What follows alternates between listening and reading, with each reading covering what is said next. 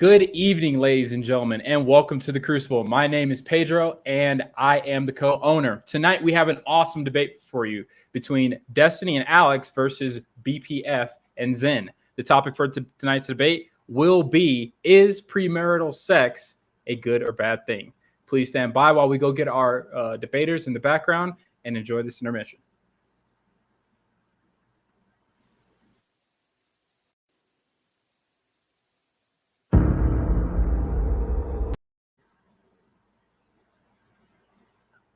Pedro, there is no intermission. You didn't upload it? No. I didn't even know the debate was going to actually happen today. So you gotta be up here looking. You just gotta do it live, Pedro. You just gotta do it live. All right, we'll do it live. We're just bringing everybody on, guys. Hey, say what's up to Zen, Destiny, Alex, Kevin, and the guy who forgot to make the intro for tonight, BPF Andrew, the co-owner of the channel. What's up, BPF? How you doing? Say what's up to everyone. How's it going, everybody? Good. All right, everyone, I want to take a second to shout themselves out. We'll start with Destiny. Let them know where they can find you. Yeah, you can find me at youtube.com/Destiny. Cool. Zen? Yeah, I'm Zen Shapiro. You can find me on Twitter and YouTube. Just search it up. I do some content on YouTube, but not much lately. But yeah, that's where you can find me, and mostly on the Crucible. And when comfy.stream is unveiled, you'll find me on there as well. So. And Alex from Playing with Fire. Introduce yourself. Yeah, I've been on a channel before. I run a channel called Playing with Fire. We give dating advice. I think also we should really quickly clarify what the roles are. So me and Destiny are debating on the behalf that there's nothing wrong with having premarital sex. Pedro and Kevin are moderating, so that's why they're not going to be talking much. And Andrew and Zen argue on other behalf. Awesome. Kevin, you already introduced us. So what's going to happen is me and Kevin, like you said, will be modding. Each person will get 5-minute opening statements right now, and then we'll get an hour 30 to 2 hours of cross-examination. After that, we'll get moderator questions, audience questions, call-ins, and then the debate will be over. Enjoy, everyone. All right. Destiny or Alex, do you want to go first on your opening statements? Yeah, sure. I can go first, and then Destiny can add whatever he feels I missed. So we've done this debate before, and I actually did a bit of research since the last debate. And it turns out that a lot of stuff that the Crucible argues isn't actually true. The big claim they make is married people are happier. The science behind this is kind of misleading. First of all, the big confusion here is that married people are in general most likely to get married. So I mean, happier people are more likely to get married, right? So is this a correlation or causation thing? And that's one big issue with that kind of study. Also, they found a big issue in the studies that both people answered when their partner was in the room. So can you imagine what you're going to say when your wife or husband is in the room? Yeah, everything is happy. What was really interesting that they observed is when the husband left the room, the wife's happiness went a lot lower. So all these really happy wives and these happy couples weren't so happy when their spouse was in the room. And lastly, there's some evidence that single women might be happier than married women. You combine that with the fact that 50% of marriages end divorce, and is far, far from certain that marriage is going to make you happier. The other big thing they talk about is STD risk. Well, you don't want to get STDs. According to a study, there's actually no difference in STD risk between monogamous and non-monogamous couples, because monogamous couples are less likely to use condoms or get tested. It's also pretty ironic for Andrew to use this argument as he chain smokes cigarettes. Sorry. And so what we're left with is just virtue signaling and scare tactics. Even though both of us had premarital sex, you shouldn't do it. With a massive incel epidemic we have going on and many men committing suicide at alarming rates, the last thing we should be doing is shaming men into doing something that is literally every single person on this panel has done. I don't know why I'm stuttering today, but anyway, you get the gist of it. It's cool. I stutter too, Alex. You're all good. Destiny, you can go next. I mean, what can I say that hasn't already been said? Alex hit the nail right on the head with every statement that he made. Usually when people cite these studies about family happiness, I feel like they're usually they're not looking at all of the factors involved. Just because somebody is more likely to get divorced or not likely to get divorced doesn't necessarily mean the marriage is better. And then off the back of that, something that I will say is I think sexual compatibility is an important part of a relationship. The idea of entering some kind of lifelong commitment or huge relationship where you haven't actually tested any of the sexual compatibility yet, I think is ill-advised. And I think most people that have long-term relationships would agree with that. So that's the only thing I'll add to that. Perfect. A record 30-second opening statement from Yeah, I the got king you of the there. internet. Very good. Hey, just before the right side of the team starts making their opening statements, please remember to hit that like button, subscribe to the channel, and share this all with your friends. We very much appreciate it. And remember to use @TheCrucible, or if you're on Playing with Fire's channel, @Playing with Fire, so I don't miss your questions that I can field at the end for our debaters. Andrew or Zen, would you like to go? Yeah, I'll let Zen open first. Okay. Yeah, like Alex said, this is like our third or fourth round on the same topic, relatively speaking. And I don't know. I guess Alex just keeps having to bring back stronger and stronger opponents, depending on how you view them. But yeah, as far as the topic goes, we're kind of going to be approaching it from the same angle. Obviously, myself and Andrew are Orthodox Christians, and that's where we're viewing our moral paradigm from. So the question of is premarital sex immoral? Obviously, we're going to say yes because that's what aligns with our faith. But in terms of the debate, I know that you guys are not Orthodox Christians. You don't view your morals through a religious lens. So we are willing to step into your worldview as we have in the past. And really, when it comes to morality in the non-deontological worldview of Christianity or some other religion, you're going to have to be reasoning, outcomes-based, consequentialism, utilitarianism, some form or another, which will be based on the empirics and the outcomes of what you deem to be preferable is what would be moral and what we ought do, essentially. And really, it's not just about happiness, because I think that's really subjective. It's really hard to actually pinpoint what happiness is. We can also point to things like the marriage rate and the divorce rate is higher. The marriage rate is higher. The divorce rate is lower if you remain abstinent before marriage, and ultimately the outcomes that you guys deem preferable, like domestic abuse, what would you say, like cheating, substance abuse, all these things are lower when the partners remain abstinent before going into a marriage. So if you deem those to be preferable, there's not really an argument as to why we should have premarital sex or why that is a good thing, other than, I guess, just live and let live, just take a libertarian stance on everything, which ultimately falls to I have no argument for why we ought do or ought not do anything, because I can just change it on a dime whenever it benefits my pleasure receptors. So I guess if you're a hedonist, you can just claim hedonism, but then consequently you have to forfeit the debate. So that's kind of where I'm at. So that's it. Okay. Is my up then? Yes, sir. All right. So first, I reject what Destiny says about sexual compatibility. He would have to expound on what that means. It's very important that you know that you're sexually compatible with a woman before you marry the woman. I don't even know what the hell that means. The chances are pretty good you're going to be sexually compatible with a woman. There's two parts to this, and both of you have the necessary ones. So I just have no clue what that even is about. Next, when we move on to the empiricism, I think that Alex is just picking and choosing the things that he wants to back up his consistent coomerism, and the things that he wants, which is basically to teach men how to pick up young women and have sex with them and then go about their day. And that's the end of that. And this has led to mass societal decadence for sure. You can't argue that society is better since the institution of marriage has been under attack. I don't even understand really what Destiny's position on marriage is. There's no actual reason for the guy to even be married. What's the point of it? Other than for maybe tax purposes. I don't even get it. It makes no sense to me on its face. What is the point to that? I'm not trying to make it personal. I really just want to know. I don't understand, as marriage is a commitment, a bonding between two people for life. And of course, that pair bonding, if you stray from the marriage, that's basically the crux of the argument here. So I have no idea why you would want to get behind Alex on the pickup community and the red pill. It's obviously scam.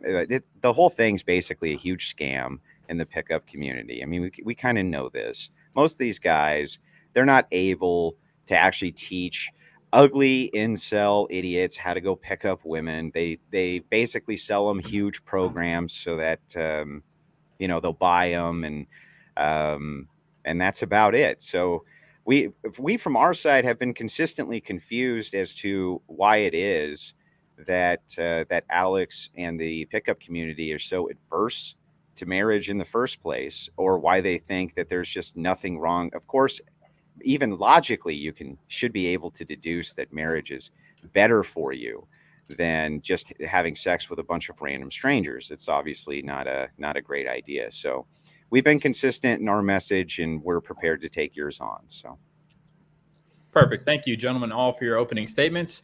Before I open the floor, I'd just like to let everybody know how the moderation will work. Kevin Ray Wilder will be more so the one who's going to be stopping everything, and I'm purely concentrating on grabbing everybody's questions from the audience. Just once again to remind you, please submit those questions during the debate. I hand it over to Kevin Ray to open the floor.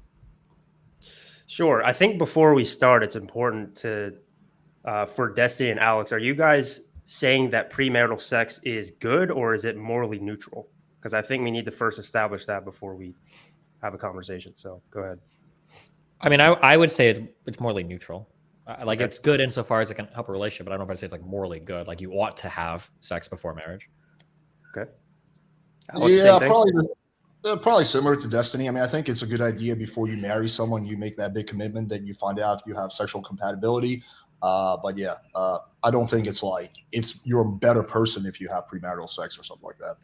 Okay. I just wanted to establish that first to make sure that, I guess in a way that's sort of like the null hypothesis, right? Is that premarital sex isn't good or bad. It's just neutral. So Andrew and Zen, you guys believe that premarital sex is bad. So I'd like to I think we should start there. Just give your opinions on that other than what you've just already said. I mean, we already gave our opinions on it. So if the claim from the other side is just essentially to say we don't have any preference on it one way or another, then what would they be adverse to our ought claim for? Do they even care? I mean, is that something your side even cares about, that we think that it was better for society as a whole in general? Well, real quick. So if you say we have no preference, we didn't state we didn't have a preference. If you mean more specifically that we don't have a moral preference, neutrality is a moral preference. If you're asserting that you believe something is good, then usually you are also simultaneously asserting that the opposite of that is bad. And if we're asserting that something is neutral, then we would obviously contest the opposite of good, which is bad. So when you say we don't have a preference, we do have a preference, specifically a moral preference. And that moral preference is one that is neutral, which would resist your negative claim towards doing it. Yeah. I'm hearing a little bit of echo. I'm sorry. I don't know who it's coming off you. of. I didn't hear any. Okay. But I'll kind of put it like this. I think yoga is neutral. I don't think everyone should do yoga. But if someone was going around saying, don't do yoga, yoga is so bad, I would take an issue with that position, because I'm like, there's nothing wrong with people doing yoga. In fact, there might be some benefits to people doing it. But if we can take something that is identifiably negative for the family unit or the strength of a marriage versus something that is identifiably positive for the family unit and the strength of a marriage, we would prefer the positive, right? I mean, tautologically, we'd prefer positives over negatives. We would just have to show that those things that are positive are indeed positive, and those things that are negative are indeed negative. And then we would have to demonstrate that there's a causal link between the negatives. So, for instance, one of the big claims that is often made is that it leads to higher rates of divorce. And it's just taken like de facto that divorce is bad. But that's not true. Not all divorce is bad. Some divorce is incredibly good. Some marriage is incredibly bad. So we would have to dig into that a little bit to find out what we mean when we say good or bad. Yeah, so our position on that's pretty simple too. We don't claim that all divorce is bad. Obviously, there's a lot of reasons why a divorce should be granted. One of them would be infidelity. Another one might be spousal abuse. These have always been traditional claims inside the church that you would be granted a divorce for. They've also been claims even before no-fault divorce that you could get granted a divorce for. That no-fault divorce in and of itself has led to this problem, I think, of women being able to just kind of willy-nilly decide that they want a man of greater status or whatever and get a divorce. There's almost no penalty and the courts favor them. Would you guys disagree that that's true? None of that is relevant to what we're arguing. We're just trying to clarify our position here. So, well, the positions we're talking about is whether or not premarital sex is good or bad, whether or not some people are getting divorced to man upgrade. But why did you bring up divorce then? Well, That was divorce, you, not because me. Zen Shapiro in the intro brought up divorce as though that was a KPI, like a key performance indicator to being good or bad. He's like, more divorce means more bad, and longer marriage means more good. And I would Okay. contest that. I'd say there's probably some cases where divorce is good, and there's some cases where divorce is bad. But just going by that figure alone is not But good. we can generally point to and say that more divorce societal wide, is unideal. We want a family. We want a society that has a strong, intact family unit that isn't just getting divorced left and right in 50% of marriages, right? No, I would reject that. That needs to be shown. So, for instance, a society with 5% divorce might be better than a society with 1% divorce. It might be the case that the 5% that do divorce are divorcing from marriages that would otherwise lead to negative outcomes, maybe more abusive households for children, maybe children created that are being subject to negative conditions. But divorce or marriage, neither of those on their face are positive or negative. You would need to make an additional argument to substantiate that, saying that a So you society don't that has think that marriage is good for society? Like more people getting married is actually good for society and staying married. You don't think that? asking me if more people getting married is good is a fundamentally different question than asking me if all marriage is good. We're not asking you if all marriage is good. No, but you're implying it by saying that more marriage is good. No, we're not implying it either. Okay, I'll follow if you want. So yes, more people getting married is probably good. And staying married, particularly. Is probably good, Yeah. but not in all cases. Like just generally, yeah, not always, but generally speaking, like BPF pointed out, there are exceptions here where it's justified to get divorced and whatnot. But even though that was irrelevant somehow. I want to actually get back to sexual compatibility, because it seems like Andrew doesn't know what sexual compatibility is. So maybe we could explain to him. Do you really not know what it means, or are we just being obtuse? No, I really don't know what you mean by it. What does that mean? Okay. Sexual Have incompatibility. you ever had sex with a girl who was into something totally different than you? I don't like what. I don't know, dude. I don't hide in your bedroom, but like where you did not have a good sexual experience because she was into something totally different than you. Let's keep it really simple. Let's just say libido. Somebody wants to have sex 1 time a week. Somebody wants to have sex 7 times a week. Something like a mismatch like that. Okay. So you think that you have to test the waters beforehand, even though we know that women could just lie, right? They could be like, no, my libido is really high. And then post-marriage go, no, not really, though. We were just kidding. Well, you can find out. And now you're married and you're fucked, right? So it's like, that seems like a failure of an argument to me, to just be like, well, because they're letting you have sex with them pre-marriage, that you're still going to have the same libido rates. It's just silly to me. Well, let's start off with this. Do you now understand what sexual compatibility is?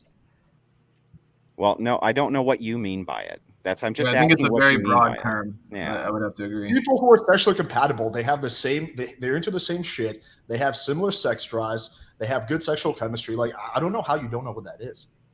Well, I don't know how you don't know what that is. Isn't an argument. I don't know what you mean by it. I just want to know what you mean fundamental. by it. Is there a difference to you between good sex and bad sex? Yeah. Okay, so insofar as sexual compatibility is defined as you being more likely to have good sex than bad sex with somebody, would you accept that as a definition for sexual compatibility? Certainly, if that's what you mean by it, we can accept that as being your definition of it. Okay. Why is that fundamentally important to marriage, though? Unless you think that men are only getting married for the purposes of having good sex. Well, don't you think sex is an important part of marriage? I do think it's an important part of marriage, but I think that the metric for what good sex is kind of different for everybody and still pretty broad. We'll accept your definition, but that doesn't mean we agree that that having good sex is somehow the foundation or the pivot point for marriage. There's people who seem to be in happy marriages who have no sex. Right? Well, first of all, I would argue that those are not happy marriages and there are divorces waiting to happen. But second of all, okay, so you did say divorce is bad, though? You agree that divorce is bad? You do agree to that, Alex? No, it depends. Yeah, that's what it sounded like to me. Divorce is waiting to happen was stated in a derogatory way. That's why I'm asking. Well, the divorce here would be bad, but the idea would be that divorce is avoidable if you would have had premarital sex. You could have avoided. I don't know how you're actually going to be able to argue that, though. Yeah, I can't wait. That's literally what I'm trying to do right now. Okay, so you acknowledge that sex is a key part of a marriage, right? So don't you think it's important to find out if you guys are into the same shit, if you guys have that sexual compatibility before you make the biggest decision of your life? I don't think generally the older that you get with your wife, the more this bizarre notion of like mind-blowing hours-long sex is something that's just ingratiated in No people's one is saying brains. that. We live very busy lives. You know what I mean? There's also, have you ever heard like afternoon delight, right? You just go home, tear one off real quick and leave. That's not like the utilitarian version of sex. You just roll in, pound it real quick, go out the door, that kind of thing. Like I don't know what you mean. I don't know what you mean by these broad terms is all I'm saying. We want to be as charitable to your definition of what these things are as we possibly can be, though. We do. But you did just say that you think sex is a key part of a marriage.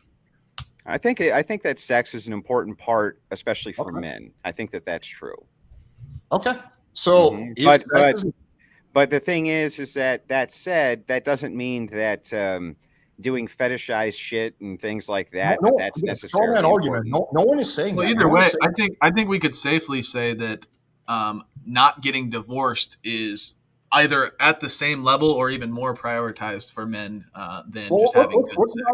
Because this is not off track. Getting divorced is literally life ruining. Having a few bad experiences in bed, which ultimately you're going to figure it out if you're married to the person. Yeah, but bad sex might lead to divorce. Okay, but we don't have any empirics to justify that. Yeah. Are people mass reporting that they're leaving and having divorces? Men are not reporting that they're initiating divorces because they're having bad sex. Do you not think that having like dead bedroom situations aren't things that can contribute to troubles in a marriage? They can. Okay, if they can contribute to troubles in a marriage can lead to people getting divorced. Yeah? Can, but that doesn't mean that it's a large reason or a large factor for it. Okay. I didn't know that I needed to like establish this. My bad. Holy fuck me. Sorry. Why would you think that you didn't need to establish this? Because it's pretty obvious to people that like being sexually compatible and having good sex in a relationship in some ways can be foundational to a relationship. I mean, even in the Bible, they would say that it's the way that a man and woman relate to each other sexually is like almost a God's gift to the family. Like it's a really important way that two people can relate to each other. That when that fundamental breakdown happens, when a man and a woman aren't having good sex in a relationship, that can lead downstream to a whole bunch of other issues as well, where people feel neglected, they feel not taken care of, et cetera, et cetera, et cetera. And these things can compound into a whole bunch of other relationship problems. But the issue is unlike other aspects of a relationship, like conversation or going out and doing hobbies, et cetera, you kind of have to have sex to figure out if you are sexually compatible before a relationship begins. Why do you have to have sex? Because you don't know what it's like. Sexually compatible. What are you talking about? That doesn't even make sense. What are you talking about? Okay, if you're going to ask the same question 3 times, because you don't know if you're sexually compatible with a person until you've had sex with them. Because you can't. How do you know that, though? That's what I keep asking you. How do you know that? Okay, let's say hypothetically, let's say you have a woman and she's really into penis and vagina, PIV sex, and she gets married to a man and she discovers that he has a 1-inch penis. Do you think that he's going to have the ability to satisfy her in a way that makes her happy with the marriage? Well, I think that they would probably have established the groundwork for them not wanting to have group sex before they got married if he's not into group sex, Destiny. But them actually coming together and having sexual... really quickly. I need to call 911 because I just had a stroke, or what do you think I just said? I think that you just said what happens if if a woman's into some type of other sexual activity than the man is. No, hold on. I'm sorry. PIV is penis in vagina. The dick goes into the pussy. Oh, I don't know what the Coomer terms are. I define it for you, and then I use the abbreviation. Yeah, penis and vagina. Sorry. So let's say she's into sex. Yeah, she's into sex. Okay, gotcha. She likes heterosexual sex. Yeah, heterosexual sex. The dick goes into the pussy, and that's a big thing for her, and it's a big way for her to feel like sexually pleased. And she finds out after marriage that her husband has a 1-inch penis.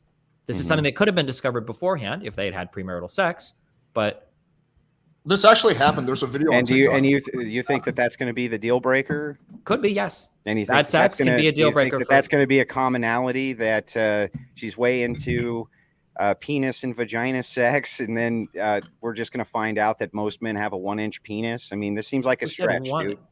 No, well, first of all, this happened on TikTok. There was a video where literally this chick was like, I married this guy. He said that he doesn't want to have premarital sex. And then I found out he had a micro penis. I feel so deceived. I'm thinking of getting a divorce. Second of all, I just quickly searched Google, and lack of sex is one of the biggest reasons for divorce, a bad sex life. So there's definitely something to a bad sex life, married people not having sex and divorce. And you guys think that divorce is bad. So therefore, you would want couples to have good sex lives. Yeah, but we're not establishing whether or not having a dead bedroom is going to be problematic to a marriage. We've already said that that could lead to problems inside the marriage. What we're saying is that you don't have to test that sexual compatibility doesn't have to be tested for pre-marriage. That's where we're saying that there's an absurdity. We don't understand why that's necessary. Like we're made to have sex. You recognize this, right? Yeah, but different people have different sexual preferences. Yeah, but I think there's an argument to be made, and I don't know how we're going to justify any of this in any direction, but I think there's an argument to be made that bad sex is probably caused by other things like the neglect and the distaste of the partner, the loneliness, whatever, the fighting, the arguing. A lot of the times that is what will cause the bad sex, like when you're not happy within your relationship otherwise. Okay, let's say man and a woman get married and the man really likes blowjobs and the woman's like, no, I never do that. Yeah, well, I mean, I think that probably would have been established before they got married. Why would you be talking about sex but not having? So is that okay for you to have like detailed why would it be problematic to talk about sex even when you're not having sex? I don't know. You're the one that said it's like immoral to do it. Like, we're talking about having sex, not talking about having sex. I don't even understand this line here. You think it would be like a good idea for like, I don't know, a potential couple to sit down, have like a detailed graphic discussion about sex without actually doing it? That's like your argument. I don't know that this is even relevant to the debate, but we're just simply saying we can point to couples that remain abstinent prior to marriage typically remain intact and are stronger, less likely to get divorced. Like these are good things, right? Well, no, we don't know if those are good things. Well, then I guess that's where the debate actually is. Like, we would have to have like reported happiness or something. You already agreed with my premise at the start. You already agreed that getting divorced isn't necessarily bad. I didn't agree with. No. I said that there are exceptions where divorce is justified, like if there's some sort of spousal abuse or adultery, whatever it may be. But generally speaking, on the aggregate, we want society to thrive in the family unit, in the family structure, where there's less divorce going on.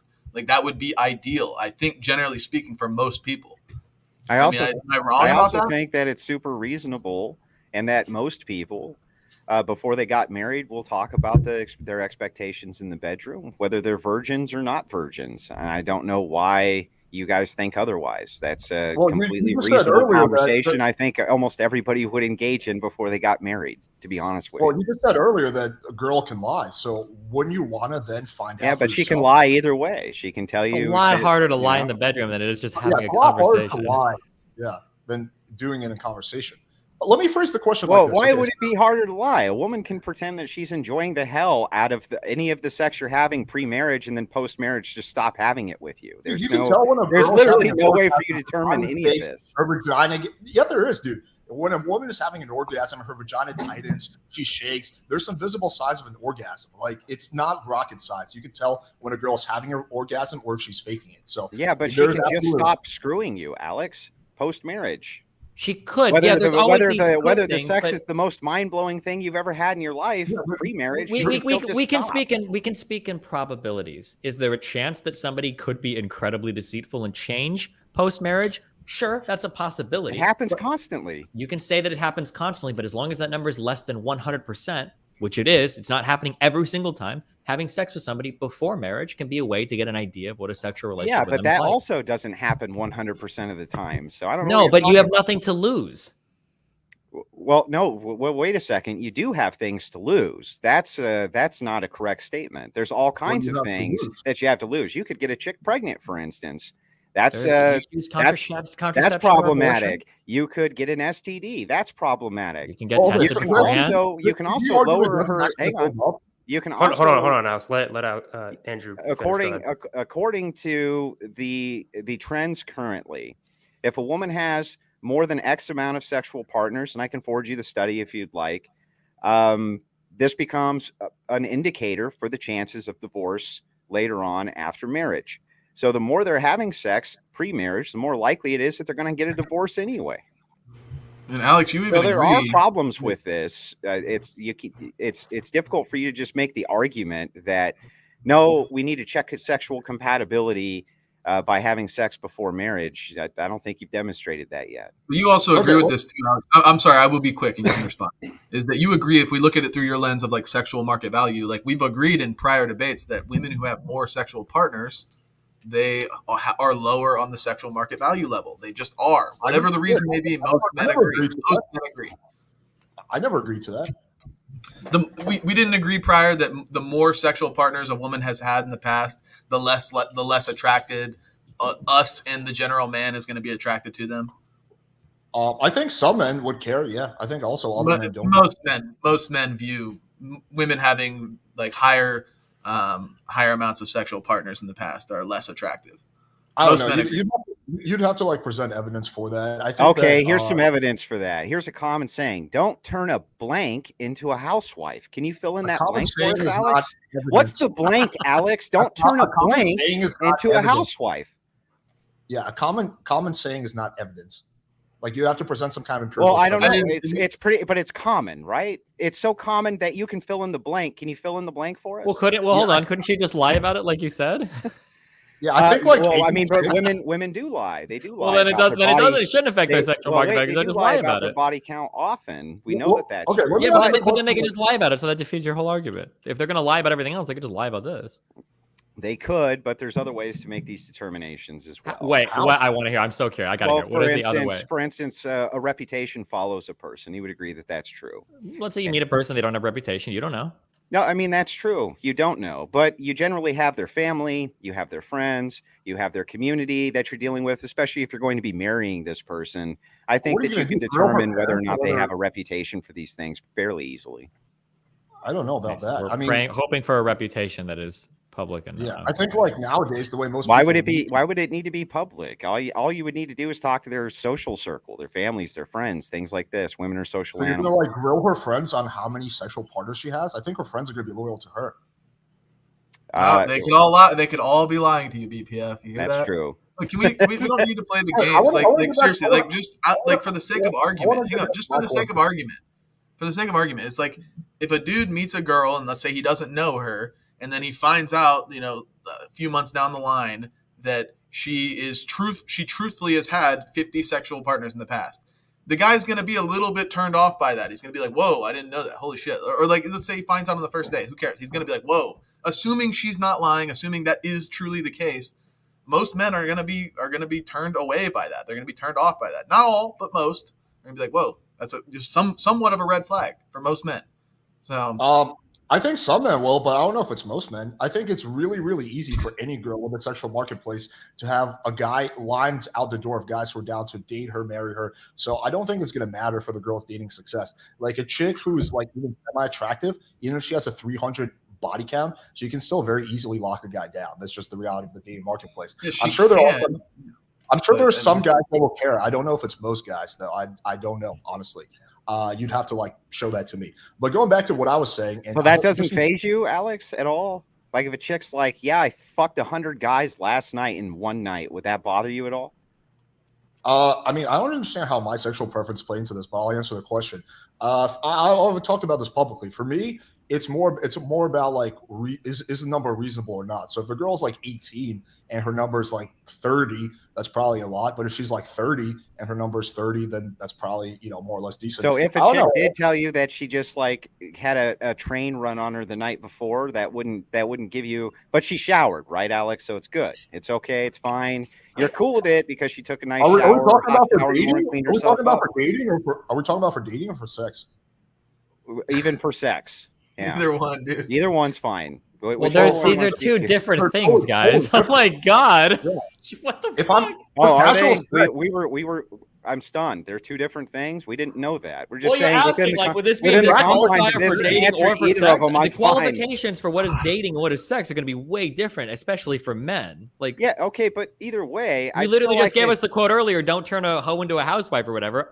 That's by definition right there. There's a different qualification for dating and for sex. Well, right. My overarching point here to ask Alex is that he says that he thinks that most men don't have an aversion to a woman having a lot of sexual partners, and well, yeah, you said you don't think it's true for most men. I don't know. You don't know. I know my ears didn't. But do you, Alex? Do you have an aversion to that? do I have an aversion? Depends on what we're talking about for dating, for sex, what the number is, how well I know the girl. There's a lot of factors. Okay. But We anyway, agree. going back to what I want to ask. Okay, just indulge me in this hypothetical. Zen and Andrew, have any of you guys ever had really bad sex? Sure. Okay. Andrew? Yeah. No, I don't think I've ever had really bad sex. No. Okay. Well, I guess you're a stud. All right, Zen, for you. I mean, I'm trying to be honest. I can't. It's either like the most bad faith answer in the world, or it's like the saddest answer in the world. And I'm trying to figure out. I don't think that I can recall a time where I had bad every sex. guy must have had bad sex. But okay, Zen, can you imagine marrying that girl that you had bad sex with and that being your sex life for the rest of your life?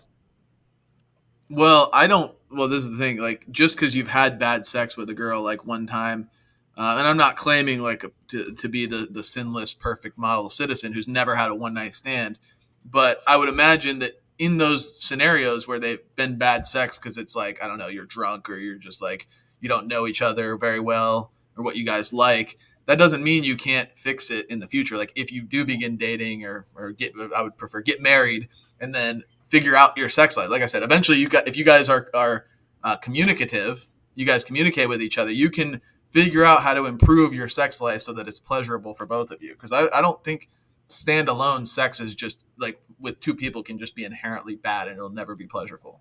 I think two people can figure it out. Do you think with that girl, just try to think back to that time with that girl you had bad sex with? I don't even know any specific. I'm sure it's happened. I don't know anything specifically, but I'm sure I've had bad sex before. So whatever. It doesn't need to be specific. Okay. What if you and the girl are into two totally different things? What if she likes to be choked, slapped, fucking called a dirty little slut, and you're super vanilla, and all you want to do is just have regular vanilla sex with the lights off? How are you going to fix that?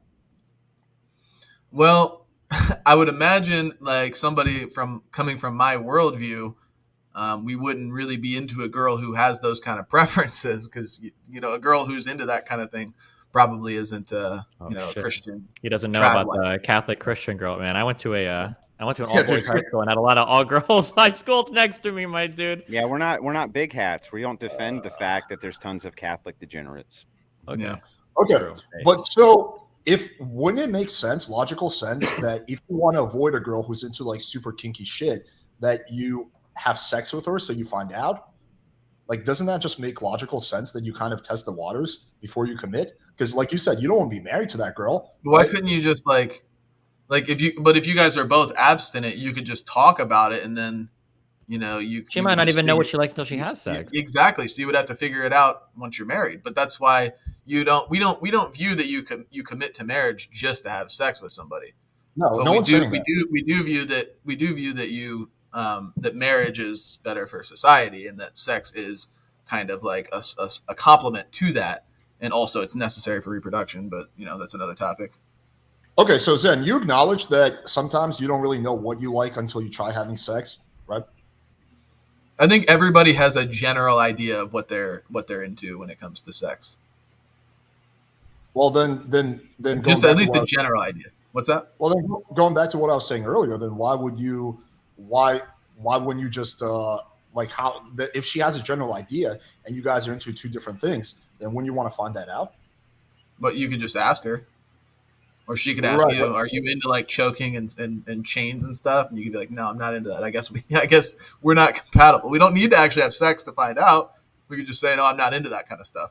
Okay, right, but since we've established that people can lie, don't you think you have a high probability of finding out if you tested rather than just go off what she says? I mean, yeah, but again, I think to be good faith, and I think most people do this in the real world, is that they take people at their word. They don't just assume that everybody's lying to them all the time. So at some point, I think just asking is a feasible solution to that problem. But you agree that the odds at least are higher if you test it rather than just going off what she says. Well, it's not only higher, but you would know for sure. But again, okay. I don't think just having sex with somebody to determine sexual compatibility is what we're not arguing that that's a good thing. We don't care. We don't care for sexual compatibility. What we care for is a strong family unit. Okay, okay. I want to make sure I understand your position. So you're saying that yes, if you have sex with a girl, you will know for sure if you guys are sexually compatible. However, not necessarily, because like I said, you could have bad sex with a girl on the first time, or you can have good sex with a girl on the first time, and then every time after that could be completely opposite of the first encounter. You will know for sure. So maybe I'll just retract that. Maybe you wouldn't know for sure, because there could be. Yeah, I will retract that actually, because you could have really good sex with a girl the very first time, and then every single time after that it could be awful, and vice versa. So, okay. Okay, let me phrase the question like this. Do you think, generally speaking, the probability is higher if you tested with the girl and have sex with her rather than just going off what she says? No, I think that the probability would probably be higher that two virgins who ended up getting married would most likely have a much more fulfilling sex life. You're not answering the question. That's not the question. I'd like to get an answer to the question. So do you agree that, generally speaking, the probability would be higher if you test the waters and you have sex with her? Higher for what? Higher for what? Find out if you're sexually compatible. I don't know, because again, like, you mean just have sex one time or have sex 100 times? Either or. You just have sex with her. Like, every time you have sex with her, that's a little bit more evidence. But let's just assume you have sex 10 times. Do you think you're going to get a better idea of whether you're sexually compatible just going off what she says or having sex with her 10 times? Yeah, obviously, when you actually are doing it, you're going to learn what is more or less compatible with each other. But again, that's not the metric that we're going by. And like BPF said, and I think you can even reason this just as a human being, logically speaking, two people that don't have any other standard to compare to, they aren't going to be saying, oh my God, this sex is awful, this sex is horrible. They're going to say, this is the only sex I've ever had. We're going to just have to make it work because we're married. And for abusive relationships, by the way. I think pretty much everybody would be able to do that. But, okay, so you're saying, yes, you will be more likely to find out, but I don't think sexual compatibility is important.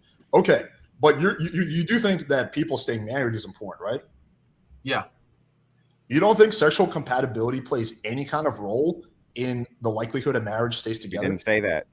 I didn't say it plays no role. I just think I would argue there's got to be a strong argument here.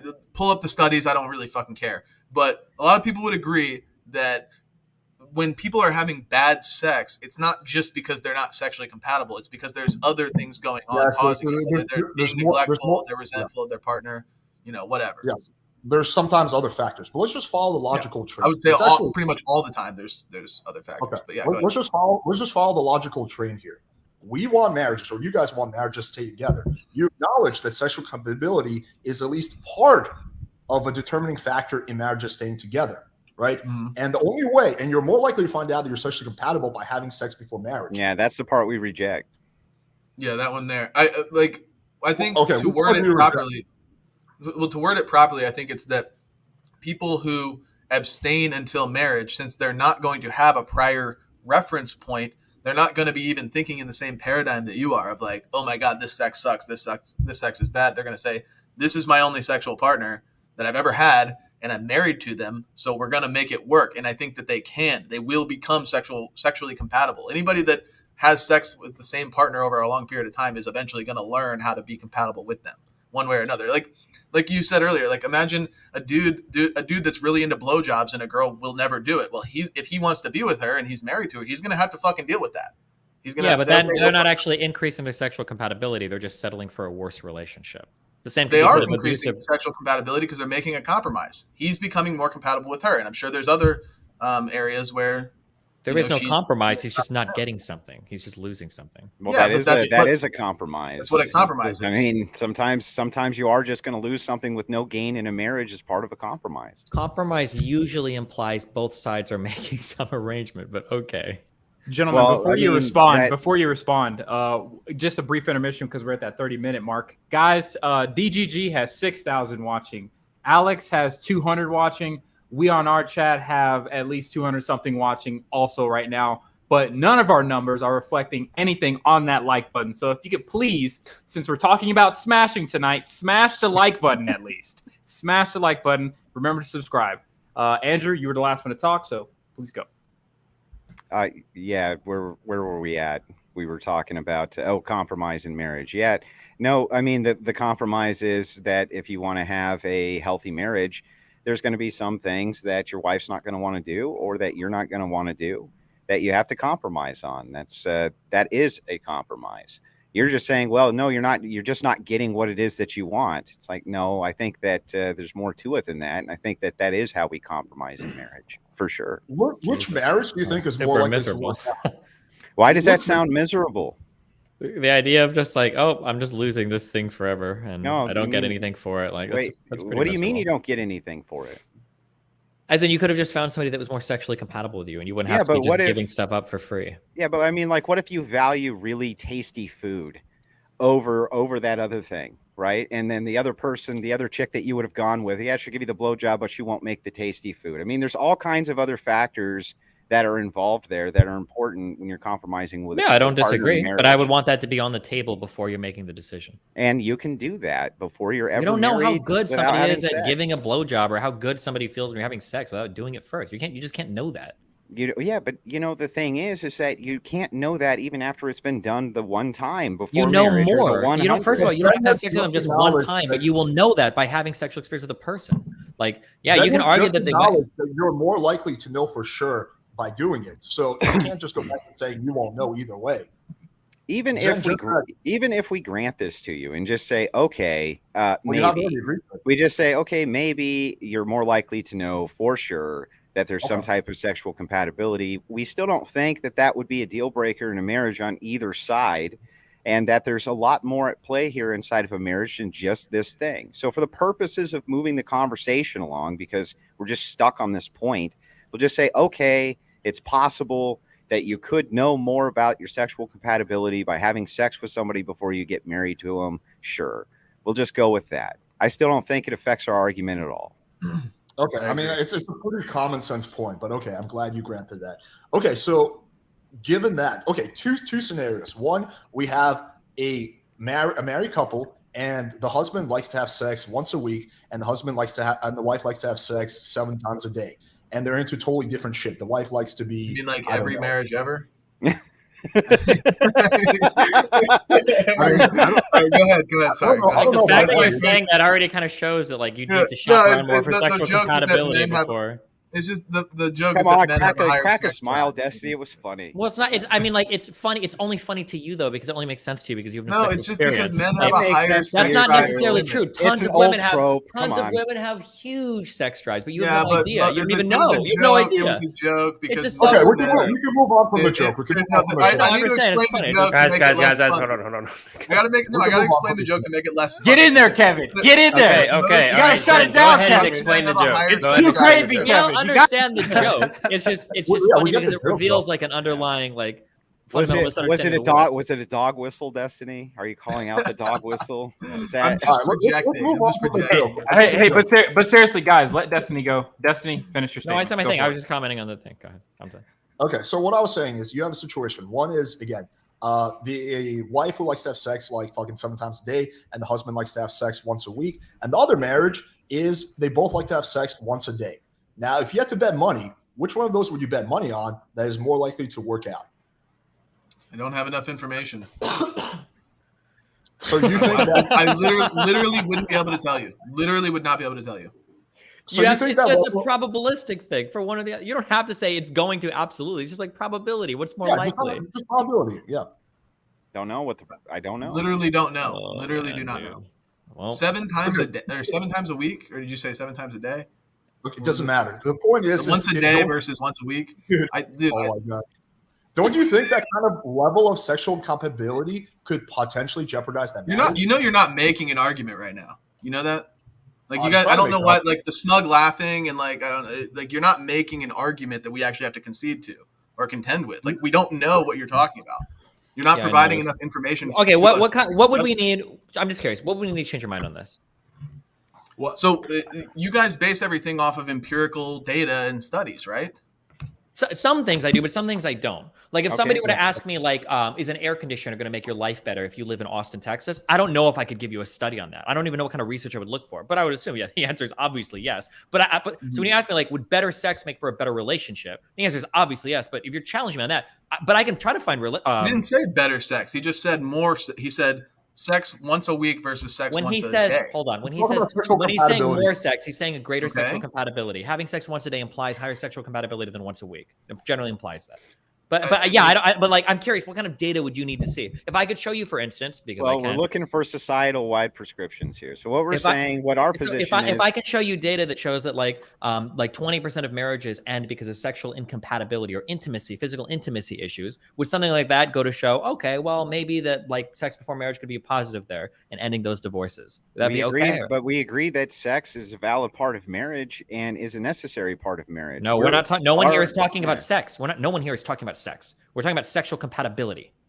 Okay, so then you're going to show us empiricism about sexual compatibility or cold bed, and then are you just going to say that cold bed is a lack of sexual compatibility? By definition, generally, yes. If there's an unhappiness with the amount of sex happening on one side, that's a sexual incompatibility. What if they have mind-blowing sex? They're totally compatible, and they have mind-blowing sex, but one of them just decides to punish the other one by no longer having sex with them. You're not engaging in the hypothetical, bro. Well, no, I mean, I would. That's exactly what I'm engaging in. What if it's like when you have sex once a week and it's like mind-blowingly good, like top tier, but if you have sex once a day, it kind of gets a little bit stale after a while. What if that's the case? That's why we're saying it's not necessarily. It's possible that somebody having less sex could have a more fulfilling sex life than somebody having more sex. We were just using that as a proxy for having better sex, because when we say good sex, both of you guys lose your minds. So if you want to call it mind-blowing sex, then sure. A couple that has mind-blowing sex versus a couple that has not mind-blowing sex. Which one is more likely to succeed? Wait, how did we lose our minds? Oh my god! Can we not derail? Destiny debate. I mean, I'd really like to know. Hang on. No. Which one of us do you think spurred on any of this? I'm confused by where we lost our minds here, Destiny. Andrew, you're derailing right now. Focus on the hypothetical.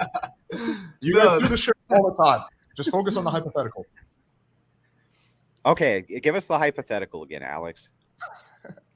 Destiny, you want to do it or should I do it? We'll just make sure that we get it down. So we'll engage with this, or we'll end up sticking on this forever and ever. So what's the hypothetical? Okay, you have two relationships. Okay. Mm-hmm. Ceteris paribus, all else equal. Okay. All else equal. Yes. Got it. Okay. All else equal. One couple has mind-blowing sex. The other couple has mediocre to no sex. Which couple is probably more likely to succeed? Probably the couple that has mind-blowing sex, if we're doing all things equal. Okay. Yeah, so I agree. could we say then that But all things are not equal, just so you know. But for the if sexual compatibility was something that we could test, wouldn't that be a good thing to test before getting into a relationship? It could be a good thing to test before getting into a relationship if all things were indeed equal. But all things are not indeed equal in the real world. And there's all kinds of consequences that come with it. Now, if you were to if you were to test it with an experiment like a machine and just, like touch a person with the machine and know that they're sexually compatible, sure. But I think that there's a difference between that and having premarital sex with the consequences that come with that as well. Okay. So wait. Just real quick. I just want to, because we've actually somehow we've gotten somewhere in the argument. Holy shit. So now we've all agreed that being able to test sexual compatibility before relationship is good, but there are drawbacks to it that outweigh the benefits. That was our position from the beginning. That's okay. No, it wasn't. Yes, it was. Okay, fine. It was. We're just retards, and now we've caught up to your big brains. Okay, so we're caught up now. Thank you for catching us up. So now we all agree that that's the case. So now the next part of the argument is let's look at the drawbacks. And let's see if these drawbacks are actually, first we have to see if they exist. Then we have to see, are they actually drawbacks? Okay. We can do that. We'll go ahead and just concede it for the purpose of moving along. We're not conceding anything. We just caught up to you. No one's conceding anything. We're all good. Okay. Gotcha. Okay. So we're moving this along. And what is it that you want to know? You want to know what the drawbacks are to having premarital sex? Yeah. So let's go through some of the drawbacks of premarital sex. Okay, the first drawback is the more sex that a woman has, the less likely it is that she's going to stay in a successful marriage. Okay. Wait, do we want to just list? Do we want to list all of them and then we can go down the list? Do you guys one at a time? Yeah. Okay, one at a time. That's fine. Okay, go for it. You consider that a drawback? Okay, so I'm going to answer that. So let me engage with this. So do you think that I want to first understand your position a little bit better. Do you think that, for example, if you okay, you have two situations. One is like, you know, you're going to marry this girl. Like, let's call her Anna. You know, you're going to marry Anna. In one scenario, you have sex with her after marriage. In one scenario, you have sex with her before marriage, but then you marry her anyway. And then you guys, like, do you think that she's more likely to divorce you because you had sex with her before marriage? Hang on. Restate that one more time. I want to make sure I get it down. I had trouble following too. Yeah, go ahead. Okay, I'll explain like this. Okay, so you know you're going to marry this chick Anna, right? In one scenario, you have sex with her after you guys get married. Another scenario, you have sex with her before marriage, but then you wind up marrying her. Do you think one of these is more likely to lead to divorce, or is it the same shit? I don't think one of them is necessarily more likely to lead to divorce. No. But let me ask you a hypothetical, Alex. Let's take our same girl, Anna. Do you think that Anna would be more successful in finding the partner that Anna wants if she has slept with 100 men or if she slept with 0 men? Wait, say that again? What? Do you think that Anna would be more successful in finding the partner that she wants if she had slept with 100 men or if she slept with 0 men? I don't know. You don't know. So I don't. Yeah. So here's the thing. You can't critique us. When you give us a hypothetical, we say we don't know the answer to it. It's not enough information. So let's use Destiny's take there. All else equal. So all else equal, Alex is saying just engage with only the hypothetical. Everything else is going to stay exactly the same. Do you think in that hypothetical, where all things are equal, that the woman with a 0 body count is going to be more successful in finding the partner that she wants than a woman with 100 body count? Are we talking about in staying married with that partner and having like in finding her soulmate, getting married, and staying married? Yeah, that's what he means generally. I think on average, a girl with a lower body count will probably be more likely to stay married. Yeah, I would probably say that. Yeah. Thanks, Alex. We appreciate that. What do you think? Here's a question. I'll answer this. What about a woman that's dated 100 men but never had sex versus a woman that's only dated 1 man and then gotten married, but there's still no premarital sex? Yeah, I still think that their odds are more successful. Didn't ask. What I'm asking is a woman that's been in 100 relationships before finding the one and getting married versus a woman that's only been in 1 relationship. Oh, probably the woman who's been in 100 relationships would be able to successfully navigate that better. In fact, that's the thing that's advocated for. We advocate that women should date, just not have sex. Same thing with men. You should be able to date, but not have sex. Don't have sex. Wait until marriage. We're just saying that that's more successful as a strategy society-wide. Why would we say that for everybody? Why would dating around before picking the one help you have a higher success in a relationship? Well, because it expands your pool necessarily of men that are potential suitors for you.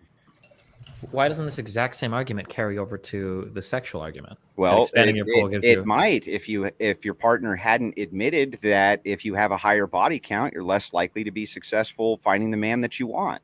Whereas if you have a low body count and you're just dating multiple men, that's very, very common for women to do. It doesn't reflect negative on their sexual marketplace value at all.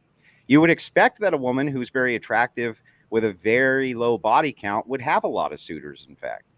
I mean, it sounds like at this point, what you're really advocating for is the woman, in this sense, should really just be lying about her body count. That's the optimal sexual strategy. She should be. No, that's not what I'm advocating for. And well, hold on. That's not what you're advocating. I'm sorry. That's not what you're advocating for. I'm sorry. I know that triggered you. It's not what you're advocating for, but it'd be like the logical consequence of what you're saying is that what a woman should do is she should sleep around, but she just lie about her body count. Or she could just have a lower body count, or ideally, or she could just not sleep around and not lie about it. Yeah, but having the lower body count, though, since we already agreed that having premarital sex is a better indicator of postmarital sex, that sleeping with somebody beforehand is going to help you figure out if they're more compatible with you. Just like dating them before marrying them is going to help figure out if they're more compatible with you. So the woman should be dating and sleeping around. She just shouldn't tell the person her. Well, there's no argument for why learning. You smuggled a bunch of bullshit in there that I didn't say. Okay. Can you tell me one thing that you believe I smuggled? So the first thing is you said you're going to find out that you're more compatible. And I'm guessing you mean sexually compatible. Yeah, we already with other men by dating them. No, by dating and having sex with them, you'll find out who you're more sexually compatible with. Okay. I just want to make sure I had that down correctly. So the problem, do you have any issues with me saying that women who have a lot of suitors and not having sex with them that's in no way problematic in your worldview. You don't think that that there's an issue there, as Alex granted, that if a woman has a lower body count, she's more likely to be successful in finding the partner that she wants, right? Well, is it having a lower body count? Is it having her partner know her body count if it's high? Because those are technically two different things. Well, it is technically two different things, but the implication would be that the partner knows. If you don't know, you don't know. But the thing is that would that maybe grant incentive to lie? I guess it could. But we're not going to just assume that women are going to lie about. We're not just assuming. We're just looking at the incentives. If we agree that premarital sex can be an indicator to postmarital sex, and if the guy only cares about the body count he hears about, and also, not to appeal to anecdote, but we all know that women lie about their body counts. So, like, it seems like that's like the natural. Why do they do that? Wait, so do men. But so do men. Destiny's right about that. Men lie the other direction, right? Yeah, men lie it up. Sure, but I'm saying that it feels like we have like the ideal world for women being incentivized to sleep around, but then lie about it because she's trying to get an indication of how the postmarital sex is going to be. Well, nothing. Why did they lie? Wait. Why did they lie and say that their body count is lower, Destiny? Why do they do that? Because men tend to prefer people with lower body counts. Right. So wouldn't that follow that if a woman actually does have a lower body count, she is objectively more marketable to the man in terms of attractiveness? Obviously, she can lie, but assuming everybody's being truthful, the woman who has the lower body count is more marketable to the man. I'm not going to assume.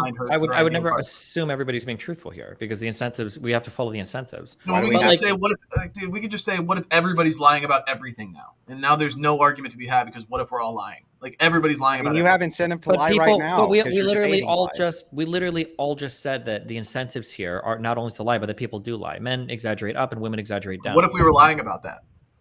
Yeah, what's your incentive right now not to lie to us while we're in a live debate? Isn't your incentive to not be good faith at all? Well, I never lie actually because I have divine revelation from God and he tells me the truth and I deliver. What if he's lying? So I cannot tell a lie. God can't lie to me. Look at that. Destiny went to precept. I've got divine revelation. I'm actually being told right now by God, so I cannot be lying. Call back the precept in a debate. If you're going to tell me that I'm lying, tell me your ultimate truth. What is the ultimate objective reality that you rest on? Why are you derailing to meta ethics, Destiny? Why are you doing that? Okay, I think he's trying to be funny, but well, no. So I guess we're having with perfect information. I guess now. Please give him the gospel. We definitely don't want to go down. Please give him the gospel. No, we want to go down this road. We want this road. I'm mainly here to make sure that we do not go down that route. Kevin's right. Okay, let me go back to my analogy because I was just about to make a point. Go ahead, Alex. So, in the Anna example, you said if she has sex with you before marriage, it doesn't actually affect your divorce risk, but it does affect your ability to find out if you're sexually compatible. So then how's having sex with Anna, a premarital sex with Anna, negative? If you just said that it doesn't affect her likelihood of divorcing you. I'm sorry. It's really hard to follow these. Like the way you word them is like hard to follow. Can you try again? Okay. You said in the Anna example that I gave earlier, I gave you two scenarios. I said one is that you have sex with her before you get married. The one is you have sex with her after marriage. And you said, and I asked you, is one of those more likely to lead to divorce? And you said no, right? Correct? I would actually say that empirically speaking, since women with this was stated under an all else being equal, meaning there was no other contributing factors whatsoever, just this, no external factors, nothing. That's said so that you engage specifically with the terms of the hypothetical. But just understand what that is. There's an implication here that things are all equal, but they're not going to be in real time all equal.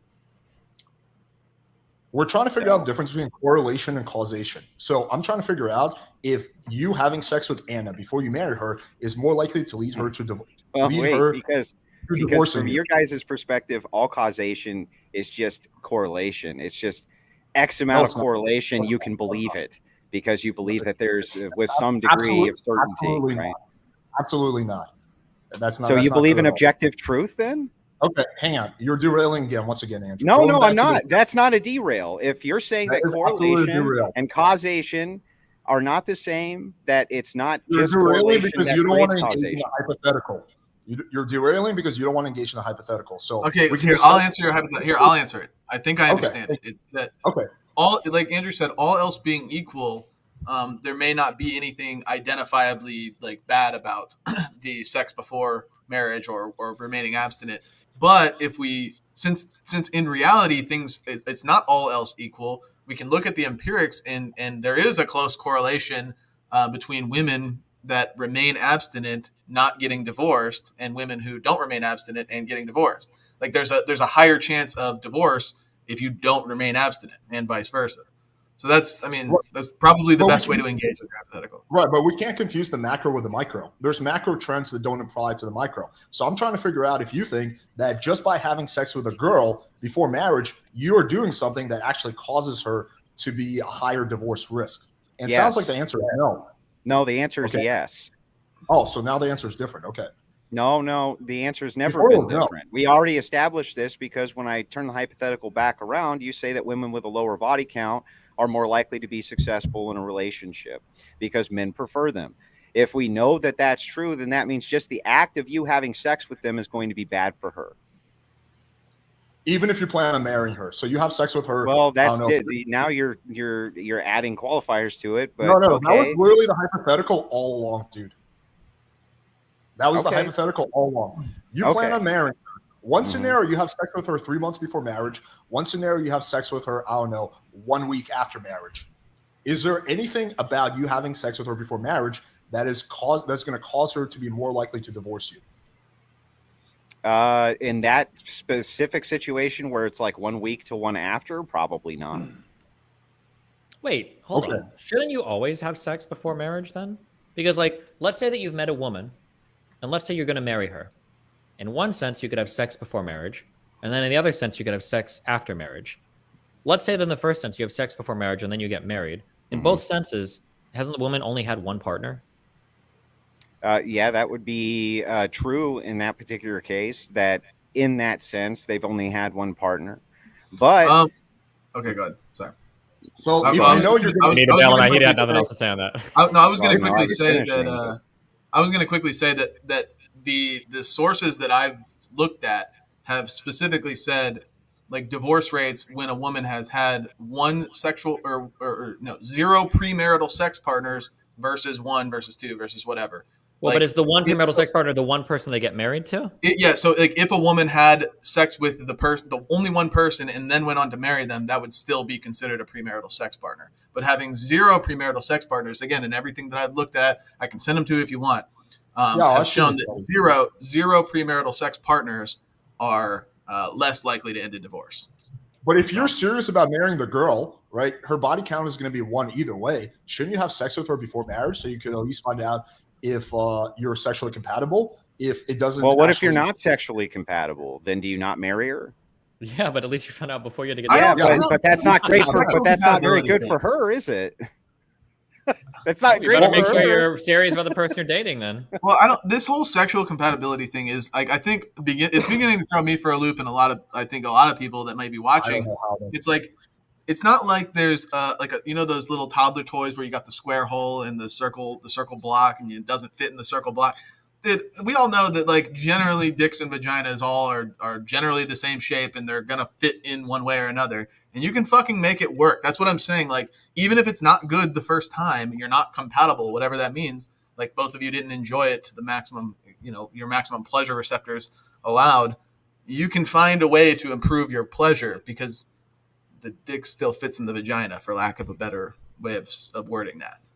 Like, you can find a way to make it work. Sometimes the dick literally does not fit in the vagina, but generally speaking, yes, it fits. But if you have a couple that's extremely sexually incompatible, that is way more likely to lead to issues and divorce. Like if you have a wife who likes to get fucked 7 times a day and be choked out, and you have a husband who's super vanilla and has a low sex drive, that relationship, that marriage is destined for disaster. Yeah, if there's a little bit of a difference, you can find a middle ground. These are all outliers, though, dude. Come on. This is not how it operates in real time. And I mean, are you disputing that? Do you think that in real time, what we're dealing with on average is a bunch of really horny women and their husbands are at home and just they just refuse to fuck their wife? I mean, what do you think is going on here, Alex? Dude, I literally had a that's not what's happening, man. No, that actually happens all the time. I had it's kind of anecdotal, but like 4 or 5 years ago, I had a situation where I hooked up with this marriage, And she was telling me about her husband. I was like, this guy sounds pretty cool. What's the issue? And he's like, yeah, we're just totally sexually incompatible. He's into like fucking like peeing and shit. He doesn't actually fuck me. He just wants to piss on me. And I'm not into that. And I need to get fucked. So that is a direct example, even though it's anecdotal, of like a marriage that is leading to divorce because they're totally sexually incompatible. And if they found that out beforehand, then I'm sorry, Alex. I don't think that most marriages are ending because men are just wanting to pee on their spouse and their spouse just wants to have regular old sexy sex, right? So just like, no, Alex, I reject it. I think it's foolish. I think it's silly. No. No. So you think it's silly that marriages end in divorce because of sexual incompatibility? Even though I think it's the number 30. No, I didn't say that, Alex. I didn't say that marriages can't end in divorce because sex stops happening, right? Yeah, I mean, I don't know if you're like, again, this is what I've been saying the whole time. I don't know if you're actually able to justify this argument based on any empirics, dude. Like, I don't and just for like your hypothetical earlier, it's like, well, what's better, sex once a day or sex once a week? Like, what if it's the case that the sex once a week, and this would not be all else equal, is because the man is working 6 days a week and he only has 1 day available where he can have sex, but they have a really good relationship, you know, otherwise because he's able to provide. But then the 7 times a week example is because the husband's unemployed and he's available. That wasn't the hypothetical. I never said what is better. I was just asking if you have this massive sexual incompatibility because one person likes to have sex 7 times a day and one person likes to have sex once a week, then there is going to be a big issue in how that relationship is less likely to work out than one where people are sexually compatible. That was the point. I wasn't trying to make a point about how one is better, one is worse, but you acknowledge that sexual incompatibility, people being not sexually compatible leads to divorce and leads to marriages ending. So I don't know why you're like trying to like trivialize. I don't think I conceded that. I think I actually argued the other way, that sexual compatibility is often due to other issues in the relationship, like resent, like jealousy, like whatever. You know, maybe like what if they have so. You just acknowledged this like 2 minutes ago. Like I don't know how many times. No, I don't think I ever conceded that. Okay, so you think sexual compatibility makes zero difference? I think it's such a broad, dude. I think it's such a broad and subjective term that we can't actually pinpoint how this would transition to like morals or like what is good, what is ideal, like sexual compatibility. Like, I mean, how do we actually make an argument based off sexual compatibility when everybody's got a different definition of what that means? You know? True. Like, dude, I don't know if you're being perfectly purposely obtuse or you're just like being serious right now. I don't know, but like, dude, I'm not. I'm telling you, like sexual compatibility to one person would be totally different to another person. Like, who knows what that? That's the whole point of having sex before marriage. Sorry. The whole point, it doesn't. You can be into Alex. Yeah. Just 1 second. We've reached another 30-minute intermission where I have to say you can reach a moment where you can be compatible with all of our channels here and just hit that like button just one time for me. I don't want you to get a high count. You don't have to do it multiple times. Just one time. Gentlemen, I want to ask right now, does everybody have an iron bladder here, or do you want to take a bathroom break? Or? Sign me up. I'll be back. Okay, cool. All right. Andrew, do you want to take that as a chance to go? Yeah. Okay. So back to where we're at with the sexual compatibility thing. Do you guys think that that's the key factor of a marriage? I think it's a deal breaker. It won't be the thing that makes a marriage, but it can absolutely be a thing that breaks a marriage. I didn't say it couldn't break it, but do you think that that's the only contributing factor? Or do you think that there's hundreds of contributing factors? Tons of contributing factors. Yeah, the big one's money, right? Hold on. It's important to know your deal breakers. Like there are things that you can be compatible on that are good, but they don't make the relationship. But if you're incompatible on them, then they're bad and they break it. So for instance, having children. Two people that say that they're both willing to have children doesn't mean that the relationship is any better. But one person saying they want to have children and the other saying they absolutely don't is a deal breaker. I agree. Ruin the relationship. Bad sex, I would consider to be in that same category. Just because you're having good sex doesn't make the relationship. But if you're having bad sex, that can be a deal breaker for a relationship. It can destroy a relationship. And usually when you're talking bad sex, you usually just mean no sex, right? No, Because bad sex could be a mismatch. But that's what's being reported when we have cold bed is no sex, not bad sex. No sex can result from a variety of reasons. The woman might have problems with her vagina that makes it hard for the guy to fuck her. The guy might have problems getting an erection that makes it hard for the guy to fuck her. They might prefer different amounts or lengths of sex. Sure. Or But time. what would you think the most common reason would be? The most common reason could be a wide variety of reasons. It could Yeah, but be what do you stemming think? from. What do you think it would be the primary reason? Don't you think the primary reason is that the woman just decides she doesn't want to have sex anymore? I don't think Isn't that what they're mostly I don't reporting? generally think that women just decide they don't want to have sex anymore. I think that women, especially in relationships, are generally pretty sexual creatures. They want to have sex, usually a lot of sex. I think that most people are like that. If sex isn't happening, then either one, there could be another problem in the relationship that needs to be addressed, Right. or two, they're not having the type of sex that they want because there's a huge sexual mismatch. Right. So the problem usually Typically when the woman isn't decides sex. that she doesn't wanna have So the sex. problem isn't usually hold on. sex. It's some other contributing factor, and that's our No one- point. So the No, whole time we've been here banding about sexual compatibility and this silliness. We're talking about a broader prescription here that marriage is complex. We know that it's complex, but it still leads to better outcomes for people.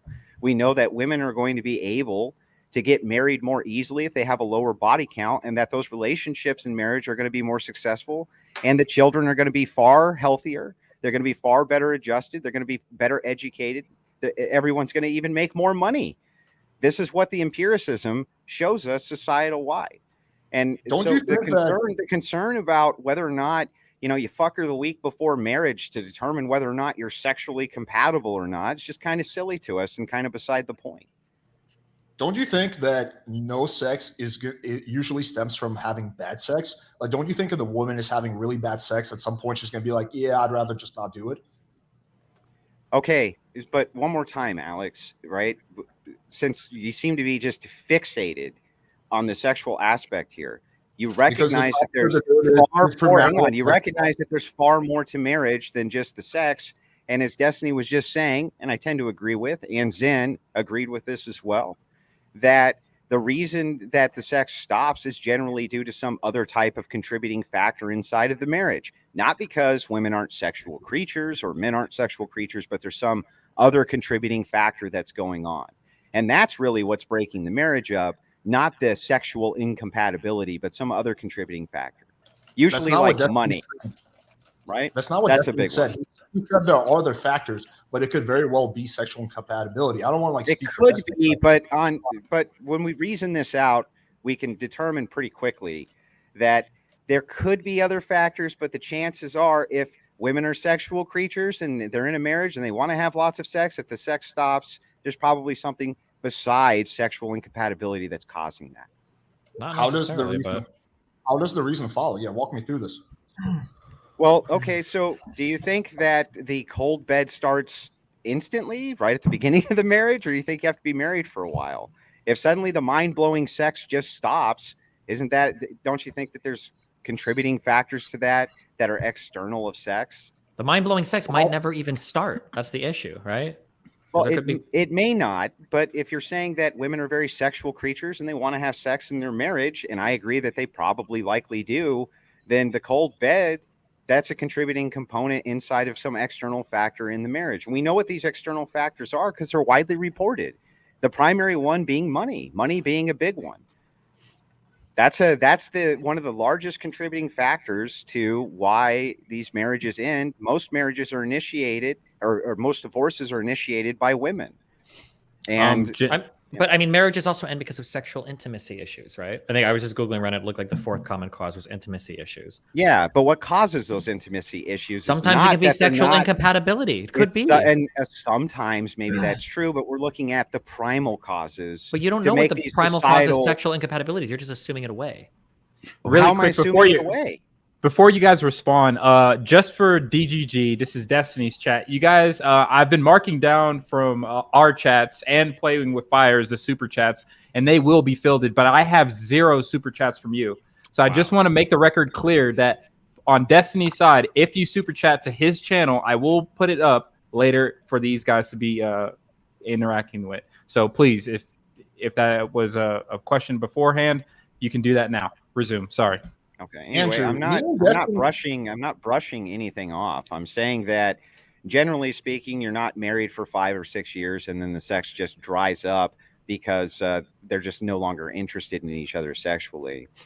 Andrew, There's a contributing factor. So my question here would be like, how many times do you think you need to have sex to determine sexual compatibility? I'm just curious. Like once, twice, 10,000 times, 20,000? How many times you guys think you need to have sex to determine the sexual compatibility you're talking about? I think it really depends on the couple, but the more times you do it, the more likely you are to be sure of your conclusion. Why are you more likely the more times you do it versus the least times you do it? It's more data points, right? Yeah. But it's going to depend on the couple. For 2 virgins, you might have to have sex fucking 100 times to so figure what? out, So like, what should the incentive be to but ever for 2 get people that married? have, So why should you ever get married if you just want endless data points by having premarital sex to ever make the determination for sexual compatibility? You want the most data, right? what? What's your cutoff point? Is it the only reason you get married is just to have sex? No, my whole point is it's not. But Okay, your well, guys' hold on, argument you asked the to question, me, what's the point in ever getting married? There's a certain level of sex you can have with somebody to figure out like an amount of sexual compatibility. If it's 2 like pretty experienced people, you can probably fuck 5 or 10 times and figure out like within that time frame whether or not you're very compatible or not. If it's people with very little experience, it might be more times. It just depends. Probably maybe 5 times or less to know if you're really compatible with somebody that has a lot of experience. It just depends. So you only need the 10 data points then? Why not 1,000 data points first? Why? Andrew, Why This graph is probably going to look like it asymptotically approaches some point. We're doing it 1 time is really big, 2 times is pretty big, 3 times is kind of big, and the difference between 999 and 1,000 is not going to be as big. So it's all. Which is why I gave you a specific number. You asked me, and I gave you a specific number. I said 5 to 10 times worth of experience, but maybe less than 5, and now you're running back to that. So yeah, but justify. Yeah, but you're not justifying it. You're just like making shit up as you go. I mean, like, do you want to? Well, if you want to write fanfics about having sex, if that's what you want, we can turn off the cameras so you can take your dick out and start jerking off. If you want me to describe the encounters to you, like I don't know how deep you want to get into the actual conversation. Calm down, Andrew. This is sort of like asking, if you're a business person, why would you ever hire someone when you can just keep interviewing them and get more data points? At a certain point, you feel like you're confident enough that you've interviewed this person enough, you've talked to him enough that you can safely hire him. It might still be the wrong decision, but you're better off hiring someone that you've interviewed a few times than someone that you've never interviewed. It's the same argument. Okay, so again, though, what you're really saying here is like, look, for you, there's some type of deal breaker that goes on with this, what you guys call sexual compatibility. This is the crux of your argument, even though, as Destiny listed out, it's like number 4 on why marriages go south. We have all the other contributing factors for why marriages go south. But even if we're just focusing on the sexual compatibility aspect here, Destiny says 5 or 10 times is enough for you to determine it. So not just 1 time, not just 2 times, not just 4 times, 5 to 10, that's probably enough data points. But you can't justify why that's enough data points. You just kind of like says, I just intuitively think so. And I mean, it's not okay.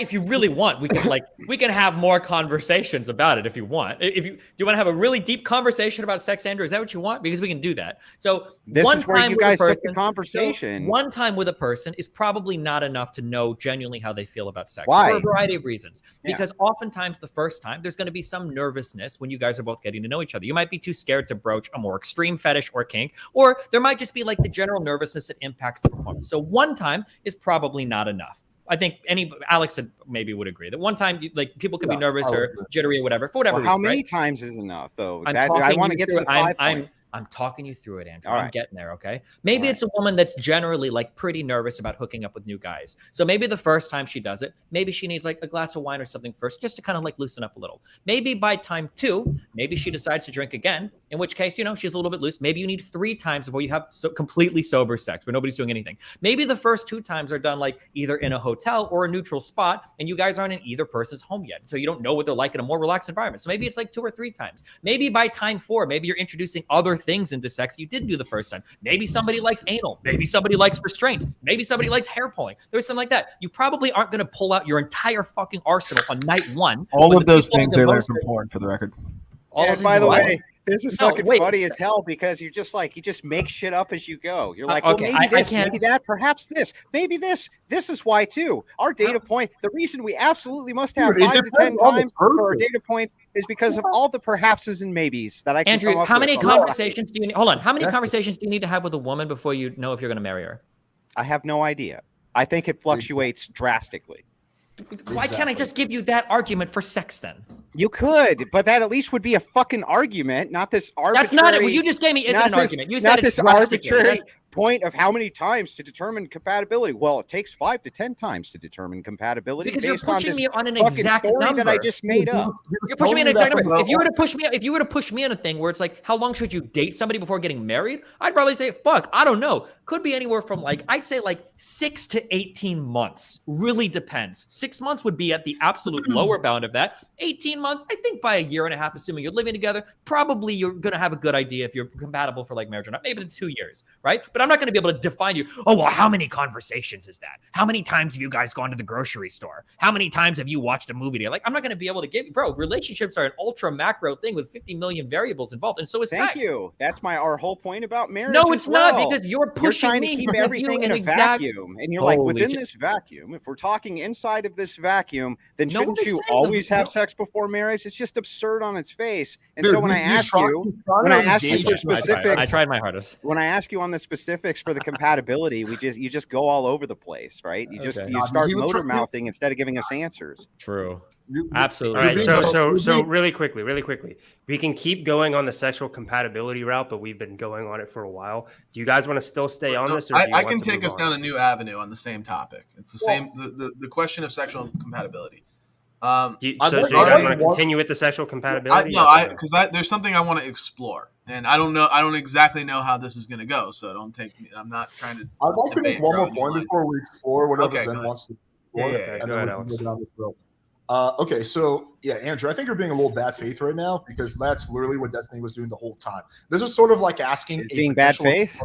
Yes. This is sort of like what? Nothing. I was just messing with you, Alex. Go ahead, man. No, I said Andrew, not Destiny. That's what Destiny was trying to do the whole time. I don't know. No, you said Andrew. I think you're being bad faith because that's what Destiny's been doing the whole time. And I was like, yes. So I was joking. It was a joke. I was kidding. Relax. Yeah, I got you. What I meant was, you know what I mean. But anyway, so that's sort of like asking a potential employee, well, how many times are you going to interview a potential job prospect? Well, is it going to be 2 or 3 times, right? It just really depends. So that's not really an answer, question you get a straight answer to. But I want to follow again this logical trail. I know I've laid it out a few times, but once again, very simple, very straightforward.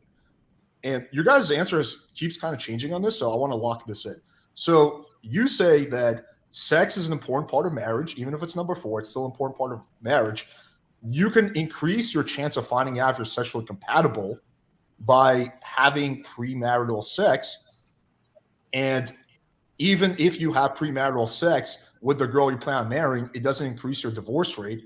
So what is the drawback of having premarital sex if you plan on marrying? It does increase the divorce rate. That's what Zen told you. With empirical evidence, we can determine that if you've had sex before you get married, your chances of divorce, even with the same person, your chance of divorce do increase. Zen in chat, just curious. I just want to say. So you think that just fucking the girl before marriage, that increases the likelihood of her divorcing you? Yeah, that's what they're saying. Yeah, I think it's likely. Yeah. Well, not likely. Why do you think that was what your study said? Well, why do you think that is? What do you think? You're changing her brain chemistry by fucking her before marriage? Well, yeah, in a sense, I think you do change a woman's brain chemistry by fucking her before marriage. I think that sex, for women especially, the intimacy that's involved, there's a sacred aspect to it, at least early on in their lives. Now, I think maybe in the year 2022, some of that has been kind of filtered out of society, and I'm sure that the Coomers absolutely love that. But we'd like to get back to a place where women thought it was a little more sacred. Well, what I was gonna say is regarding the sexual compatibility thing and intimacy being a reason for marriage or relationships failing, whatever. Wouldn't you guys agree that people not being satisfied with their sex life is because they are looking outward and seeing other people presenting their sex lives, whether it be through porn or just through mainstream, whatever, Alex's YouTube channel, the red pill pickup artist manosphere type shit, which is just pressing casual sex and promiscuity on the whole population. When people look outward and see all this sex occurring around them and they feel almost constrained in their marriage, and maybe that's why they might feel like their sex life is not satisfactory. But if we had a society where sex wasn't so such a prominent, hobby for society to partake in, people wouldn't feel like their sex life is lacking because they wouldn't be. They just wouldn't see it all around them. They would just have. Yeah, but the problem is I don't think this is a good argument for keeping it, because we could make the same argument in a ton of other scenarios that have happened that people don't know. Like, for instance, like, what if a woman didn't know that it was normal in a relationship for a man to not like smack her, or for a man to not scream at her? Or what if a man didn't know that you could have a normal relationship where the woman isn't breaking all of his shit, right? Well, we could argue that they're more likely to stay in those relationships to try to keep them working. But like, is that a good argument for them staying in those relationships? Do we really need to hide information from people so that they feel better in their relationships? Isn't that an argument that we're hiding information that they should have available? But you're not hiding information.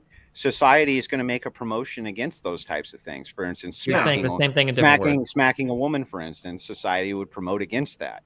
So it's not that you don't know that you can't smack a woman. It's just that we're not putting the rhetoric and the imagery in your head all the time that smacking a woman's okay. This is going to apply to sex as well.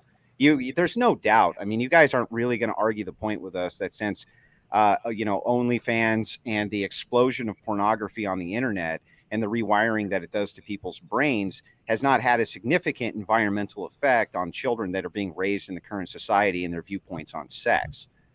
I mean, of course it has, right? Viewpoints on sex, I think in some ways our viewpoints on sex are way better than they were before. Well, whether or not that's true, I'm not asking whether or not you think that's a good or bad thing, but just that it is true that those environmental factors have indeed significantly changed the view. Yeah, they've changed it, but I would say in a lot of ways for the better, for way better. Well, yeah. If people kept their sex lives in the bedroom primarily, like if most people kept their sex lives in the bedroom, don't you think couples like men or whatever would become less envious of other people's sex lives and not feel as dissatisfied with their own? Wouldn't they be more satisfied? I don't think that's a good. I don't think I ever want to hide things from people because they could see something better otherwise. I don't think I necessarily. So you don't have any problem with assless chaps and pink pussy hats at a pride parade where there's kids around. You don't see any problem with that. Yeah, I think we should fuck everybody. Kids and everybody should be having sex. It's actually that's what follows from what you just said, dude. It's only your world or the world where children and geriatrics are all having sex with each other. You got me. I fell into the trap. I didn't even realize that you got me on pedophilia. I didn't even realize instantly. You got me right there. I fucked up so hard. Fuck me. I know your irony brewing right now, but yes, you did fuck up. What you just said, it follows that we should just have basically naked sex parties in the streets with kids around watching because we shouldn't hide anything. You shouldn't hide it. Oh, wait, hold on. Wait a second. A guy smarter than me just emailed me and he said, Destiny, if I was you in this debate right now, what I would probably argue is that there's some level of sexual openness and there's some level of sexual closeness, and that there's probably some middle ground in between this that's better. Where in the past we were too sexually closed, and maybe right now we could argue we're too sexually open, but it doesn't have to be a binary thing like Zed Shapiro is disingenuously presenting it as. That was who was the lifeline who emailed you?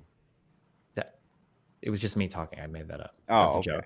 Sorry, I was actually thinking that the whole time. Yeah. Was it a joke? I don't know.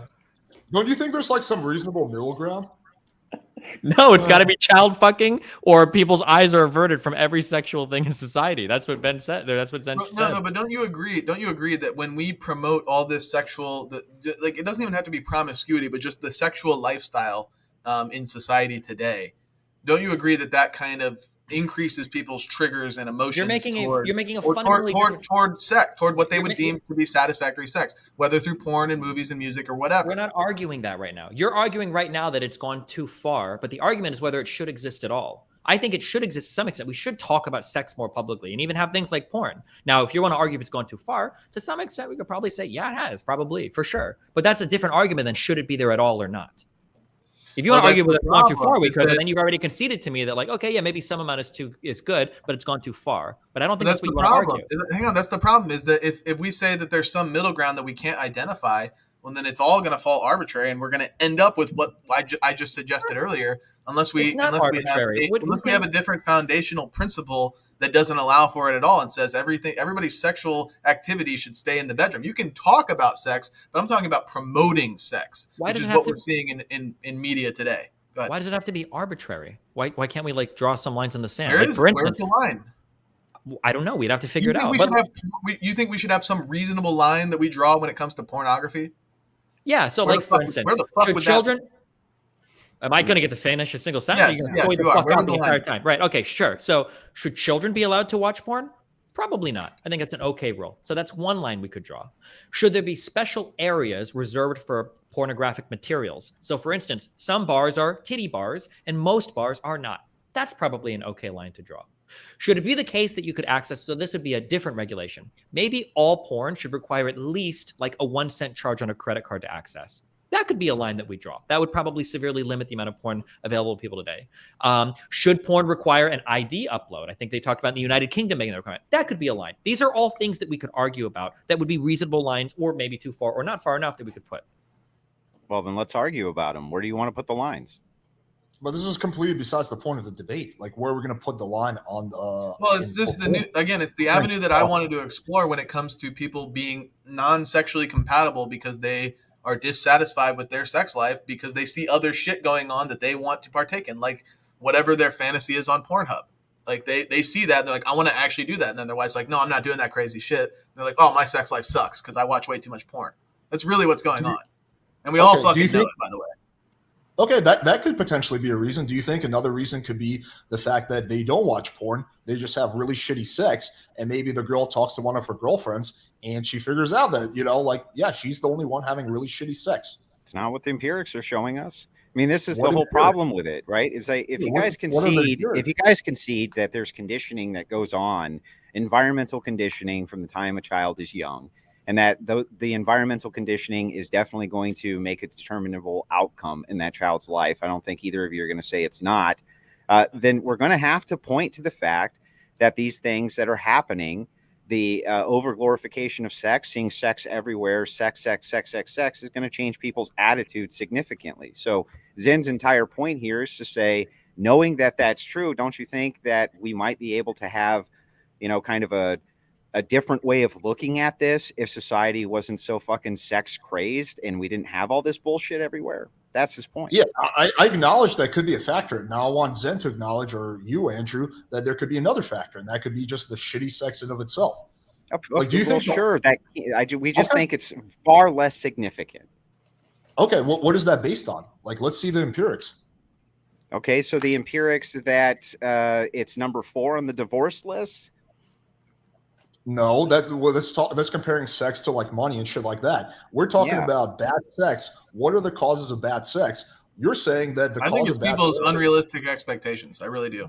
Okay, you're saying that's one of the reasons. I'm saying another reason is the fact that they're just having shitty sex outside of like anything else they're seeing. So I want you to show me the empirics that show that the outside influence of pornography is more significant than the what I said, which is basically the fact that just by which metrics do you want? Do you want the metrics of what's happened with porn addiction explosion in the last 10 years?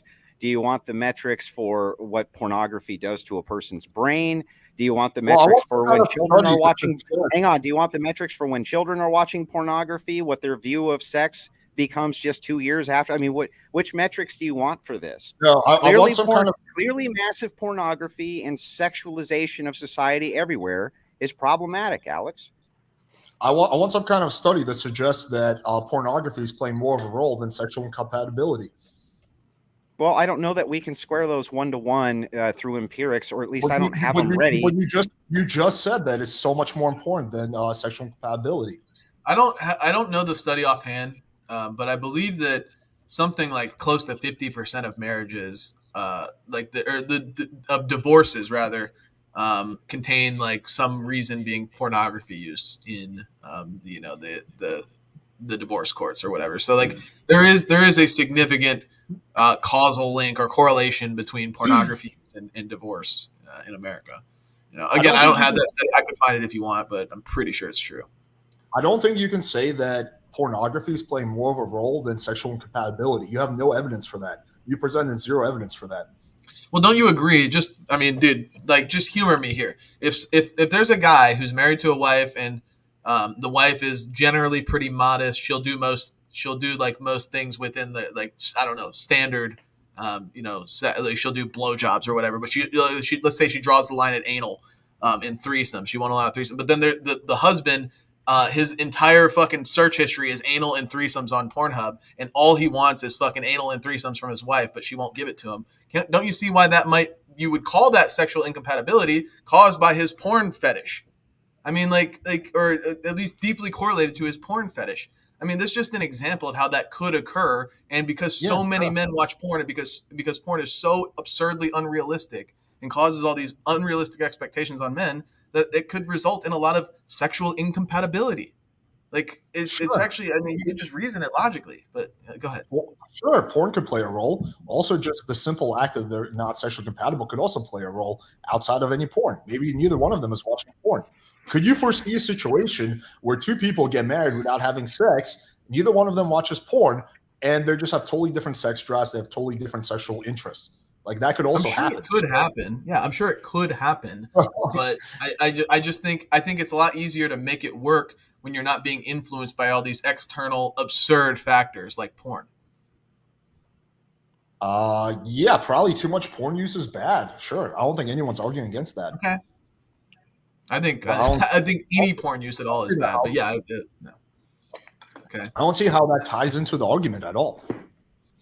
I mean, it kind of ties in the sense of like porn and all the sexual promiscuity that's promoted in the media and in just everything mainstream today by normies is essentially due to the fact that premarital sex is considered normal. People that are, I think abstinence is like sub 10% of the population at this point. In 2022, like less than 10% of people remain abstinent until marriage. It's like, it's not common, but because everybody's promiscuous, everybody has premarital sex, everybody's into this stuff, it's popularized by porn, it's popularized by media. There's all these factors that go into all these things that then result in sexual incompatibility. But if we get rid of all this influence, there's nothing that people are going to have a reference to say they're sexually incompatible, because all they're going to know is what they have with their partner. And if it's done the way that BPF and I prescribe, it's not just about how good the sex is. There's so much more to a marriage and to a relationship than just how good it feels when you stick your dick in her hole. Like, that's ridiculous, dude. We know that these. Hang on, Alex. We know that these societal trends and norms occur. We can look at a country like Japan, for instance, where there's some normalcy there, where after marriage, sex is only used for reproduction, period. And then the woman wears the pants in the household and gives an allowance to the husband. It's a big joke there.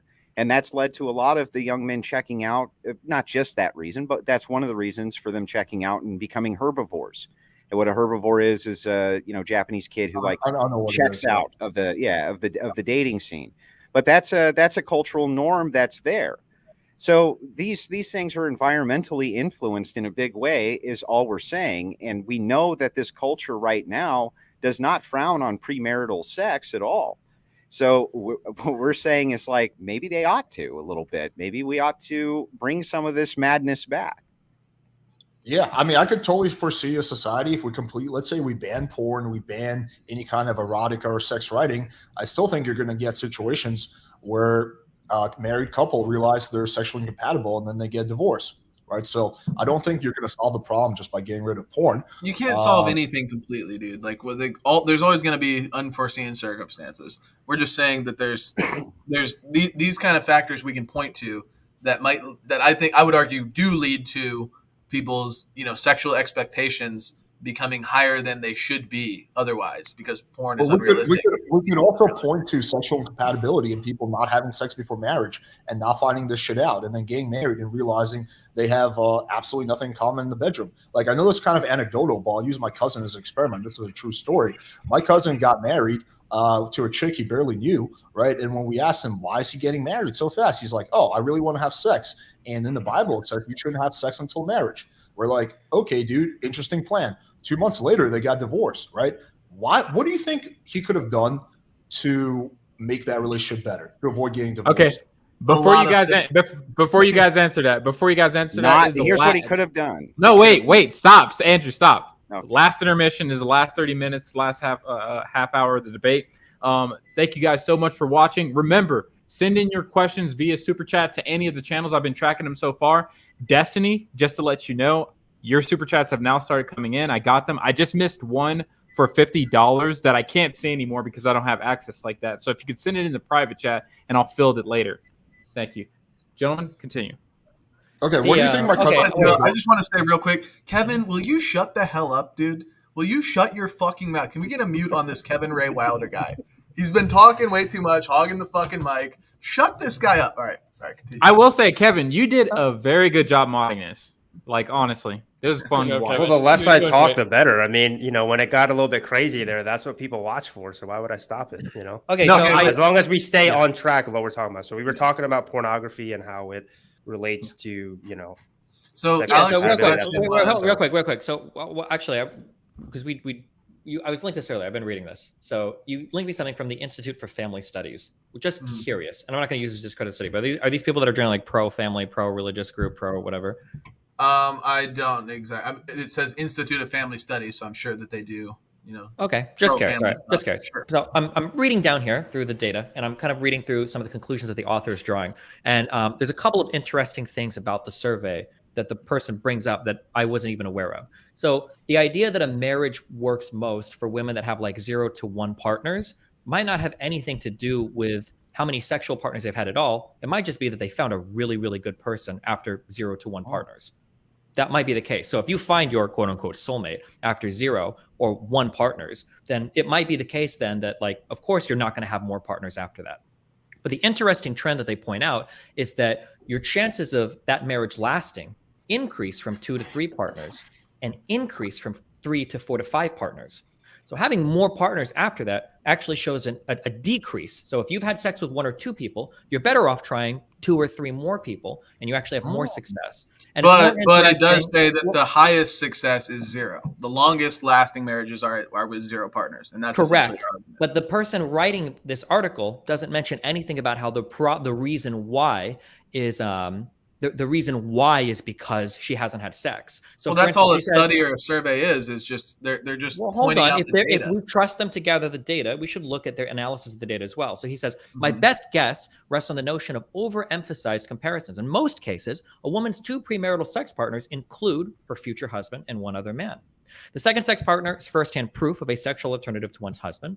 These sexual experiences convince women that sex outside of wedlock is indeed a possibility. The man involved was likely to have become a partner in the course of a serious relationship, and women inclined to hook up will have had more than 2 premarital partners, thereby emphasizing the seriousness of the alternative. Of course, women learn about the viability of non-marital sex if they have multiple premarital partners, but with multiple partners, each one represents a smaller part of a woman's sexual and romantic biography. Having 2 partners may lead to uncertainty, but having a few more apparently leads to greater clarity about the right man to marry. The odds of divorce are lowest with 0 or 1 premarital partners, but otherwise, sowing one's oats seems compatible with having a lasting marriage. And then they go on to talk about how there are people that have many partners, so 10 plus. However, they also point out a lot of confounds with that. And they say, for instance, people who suffered childhood sexual abuse are more likely to have extensive sexual histories, and childhood abuse also increases the odds of a problematic marriage. Andrew, mute your fucking phone. All right.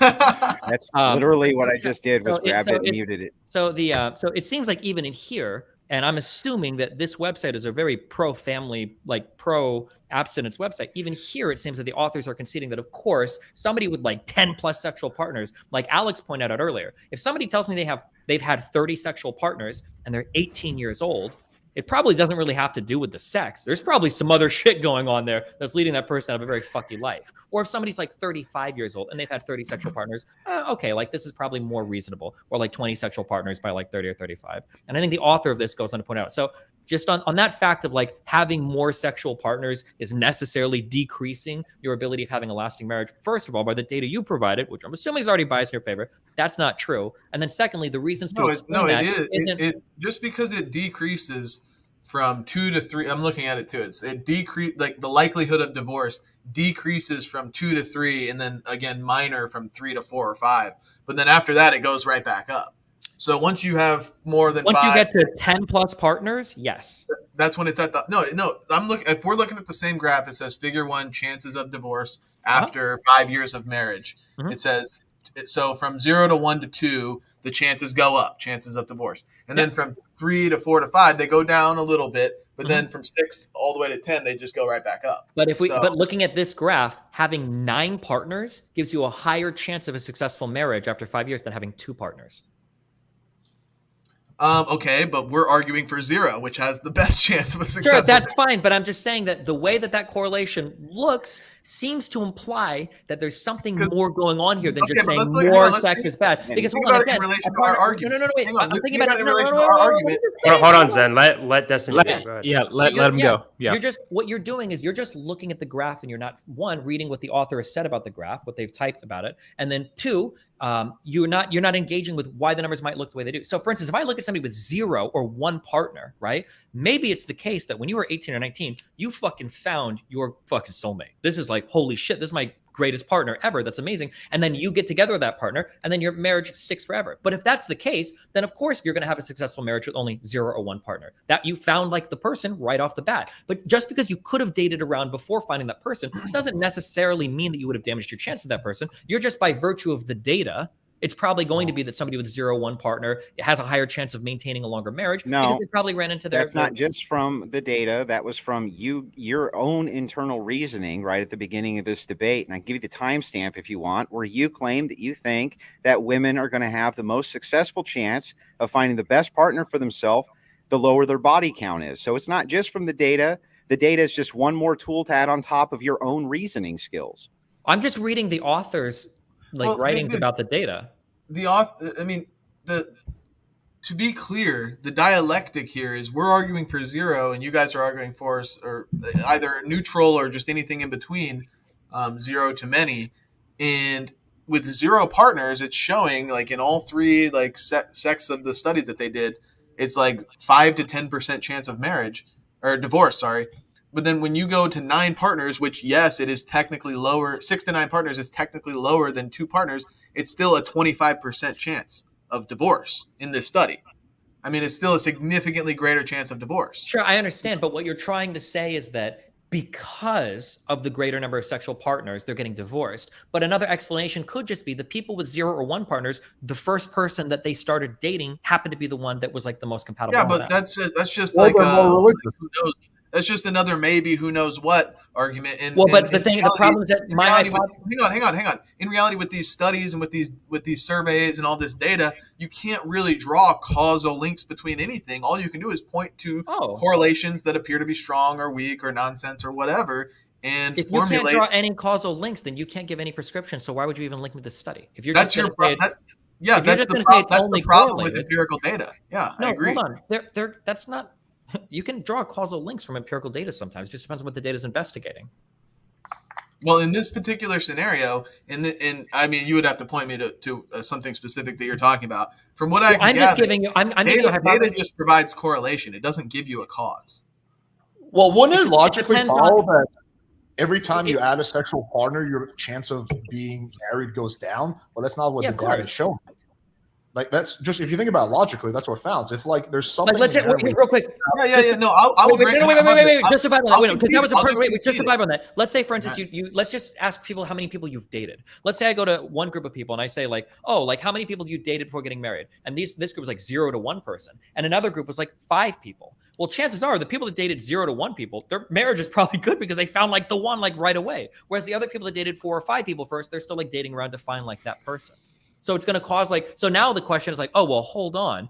Maybe dating less is actually making these people more successful. It's like, well, no, it's just the people that have only had 0 to 1 dating partners prior to getting married or whatever, just found somebody that was super compatible right away. And then they got married. So it's like a data artifact. Yeah. I mean, that's just another, like, if maybe who knows what argument, but if you're going to say like, that's why I'm just willing to concede if it's like having 2 to 3 to 4 to 5, whatever partners doesn't really change much as far as your chances of marriage or divorce.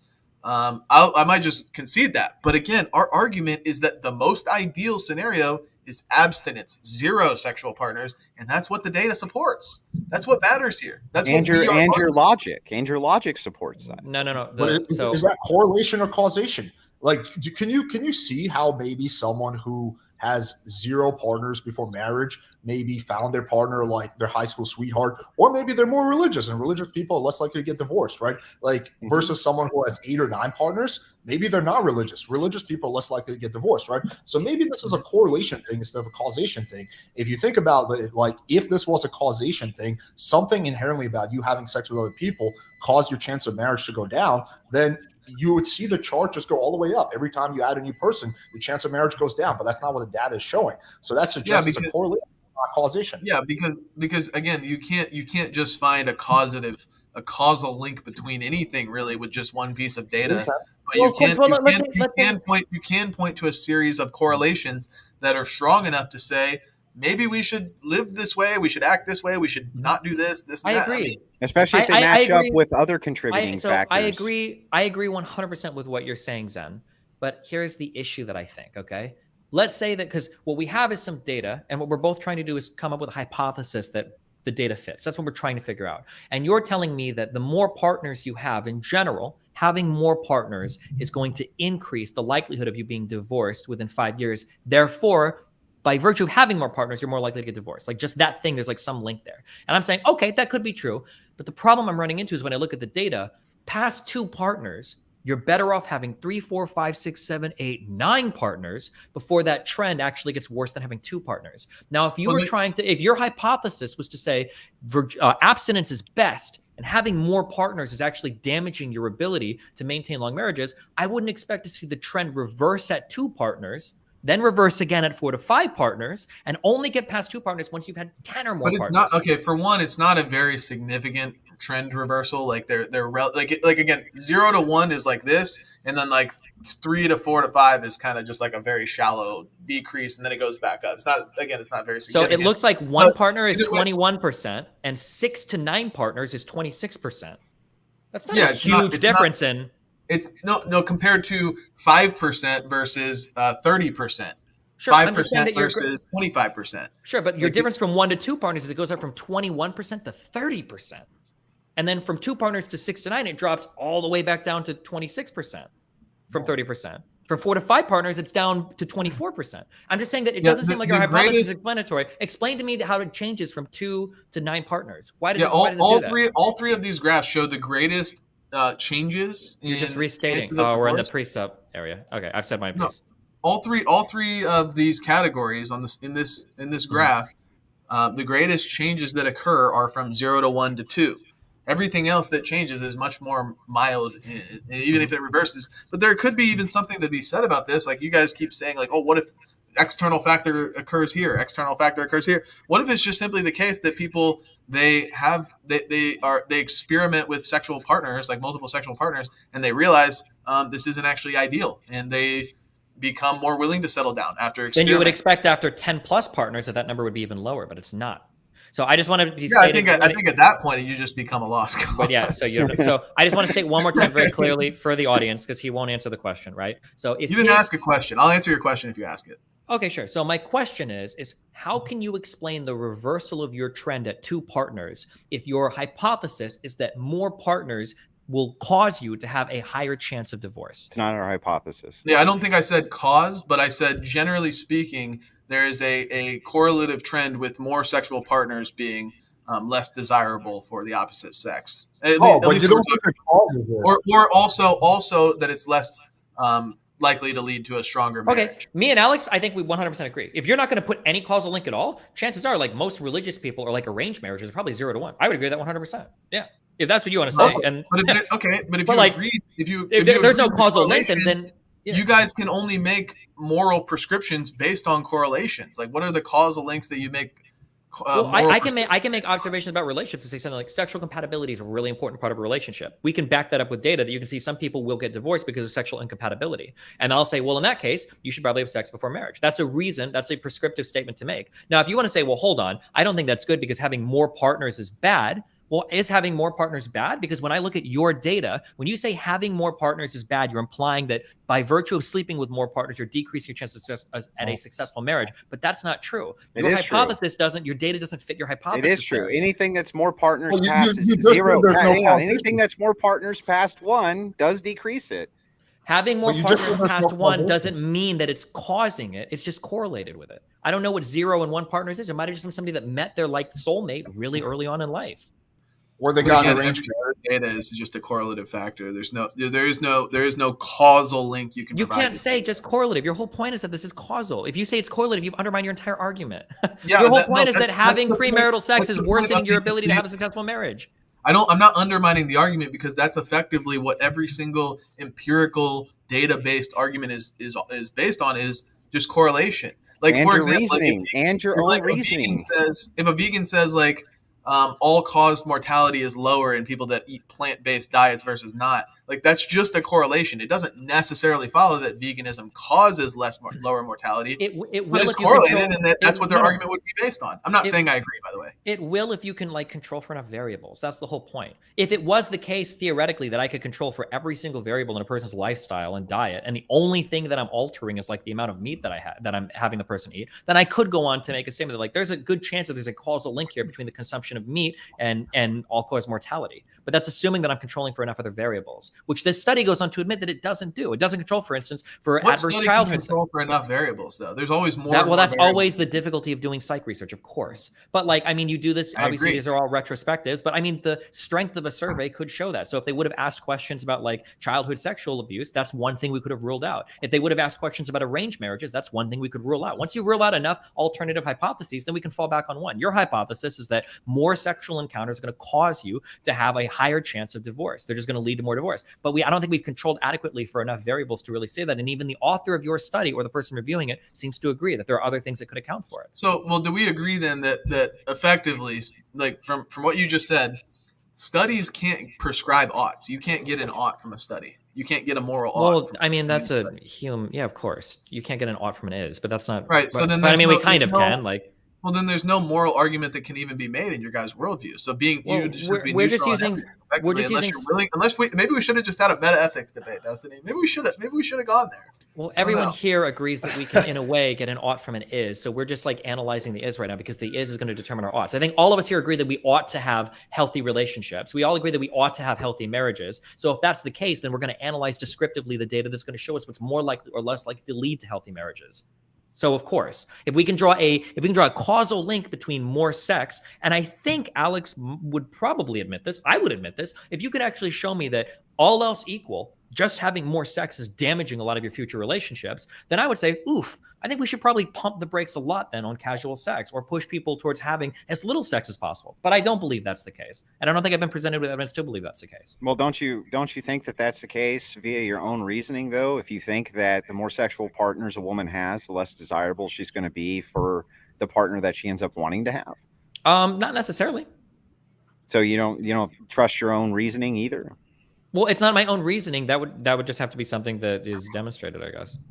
So even though there is empirical evidence to support that, and your own intuitive reasoning tells you that still isn't good enough for you, what metric can we possibly present that would be? Well, yeah, there'd have to be like views, because my understanding is that people's views of sexual activity has changed over time. My guess is going to be that in 1970, a woman with 5 partners is like disgusting. But in the year 2020, a woman with 5 partners is probably not that fucked. Like those are probably views that change over time, my guess. Yeah, I agree that those views change over time, but I think that the foundation of the fact that having more partners equals less desirability is something we would probably agree on. But if that's a trend, sense, right? Real quick, to go on what Destiny just said about how 5 partners 50 years ago or whatever is disgusting. 5 partners today is more viewed as normal. But referencing back to the study we just looked at, having 0 partners in the 2000s, it was the least likely to get married. And then across the board, having 2, 3, 4 to 5, 6 to 9, or 10 plus in the 2000s had a higher chance of divorce than anything prior. So having more partners in the 2000s, this study shows that they're actually more likely to get divorced. Sure, but I mean, in the 90s. Yeah, I understand, but like, so for instance, like looking at this study, for instance, like I can pull this quote out, like the percentage of Americans who believe that premarital sex among adults was not wrong at all was 29% in 1970, but in the 2000s it was 49%. From 2012 to from 2010 to 2012 it was 58%, right? So I imagine these are like opinions and shit that are changing over time, like. Yeah. So it might not be the case. I agree that generally the societal view on premarital sex has become much more loose, like lax, like people don't really care much for premarital sex. But then what we see is more divorce. Sure, but so if someone has 2 sexual partners, would you then, if we're going off the study, recommend for them to get like 6 or 7 more sexual partners because that will actually lower the divorce risk? Rephrase it or just restate it. What you asking? Let's say you have someone who already has 2 sexual partners. They're not a virgin.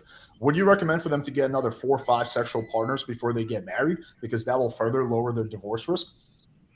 No, because for one, I don't think it lowers it to any significant degree. Like it's not. It's very shallow. Like I said, the graph is very shallow when we're talking about that decrease. But 2, I think it's more of an intrinsic factor. I don't know if it's just sex alone that's causing this, but I think it's the mindset that somebody has when they're engaging in promiscuous and premarital sex that is also leading to their failed marriage. And we can see that because of the variation of the sexual partners that happens depending on the time frame in which it's happening, whether it's the 2000s or whatever. It significantly sways based on what's going on with societal environment. So no, we still wouldn't make that prescription.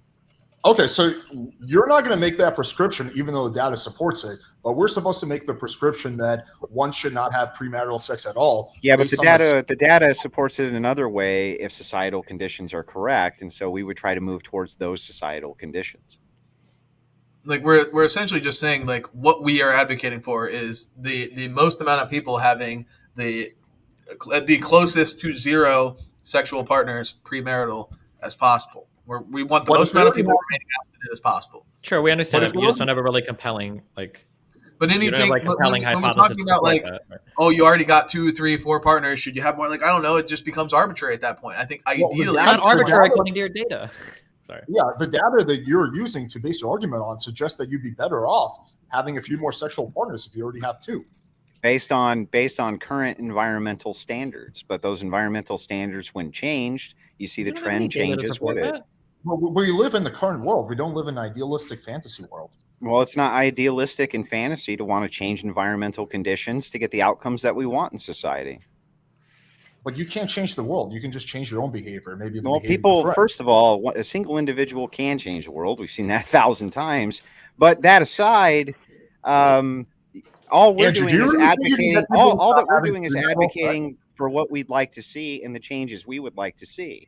We understand that there might be environmental changes that are necessary in order to bring us even closer to that 0 marker.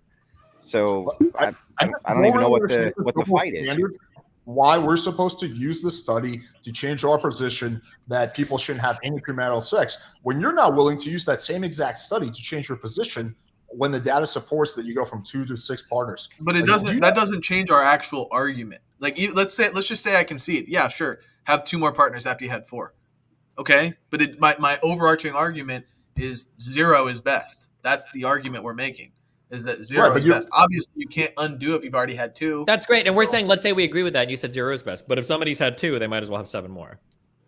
Okay, well, even if true, it would still be optimal to have 0, so we never get past that to have the 7 more. So it's still not contending with the argument.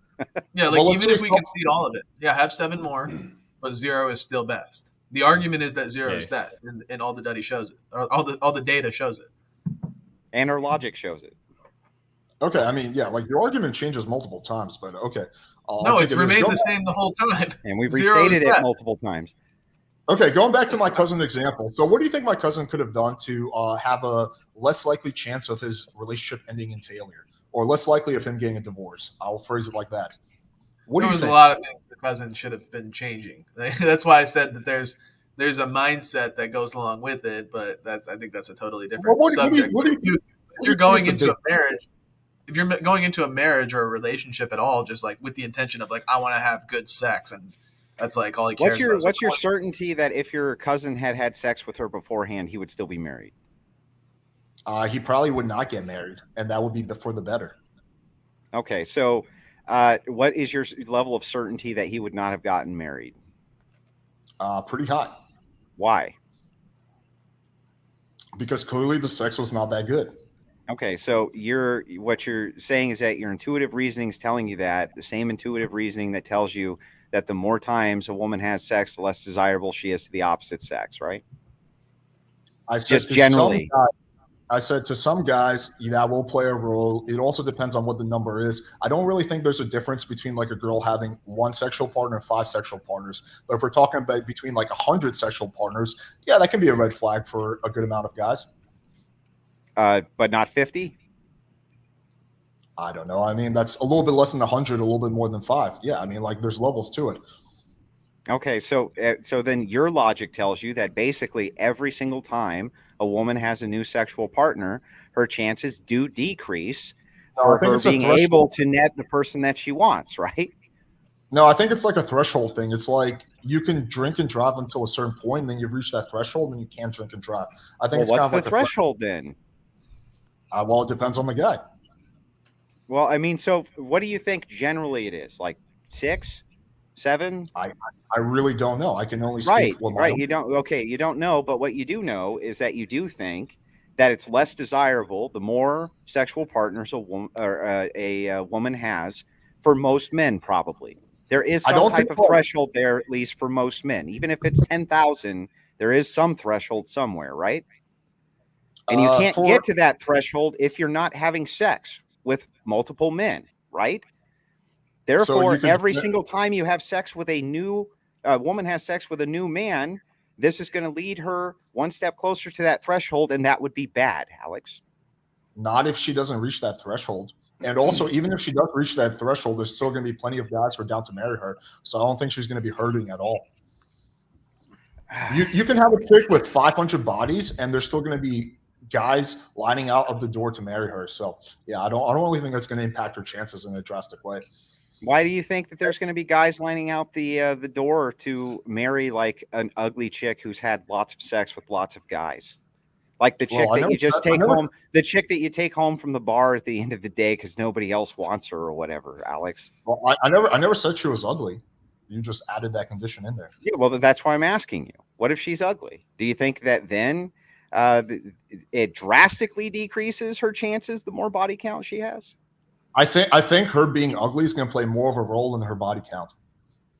Really? Yeah, I do. For so sure. You don't think that like an ugly woman offering up virginity, for instance, would be far more valuable than an ugly woman who also is like, very promiscuous? No, I'm saying a pretty woman that's promiscuous, right? Yeah. I think a pretty woman that's promiscuous will do a lot better in the dating marketplace than an ugly woman who's a virgin.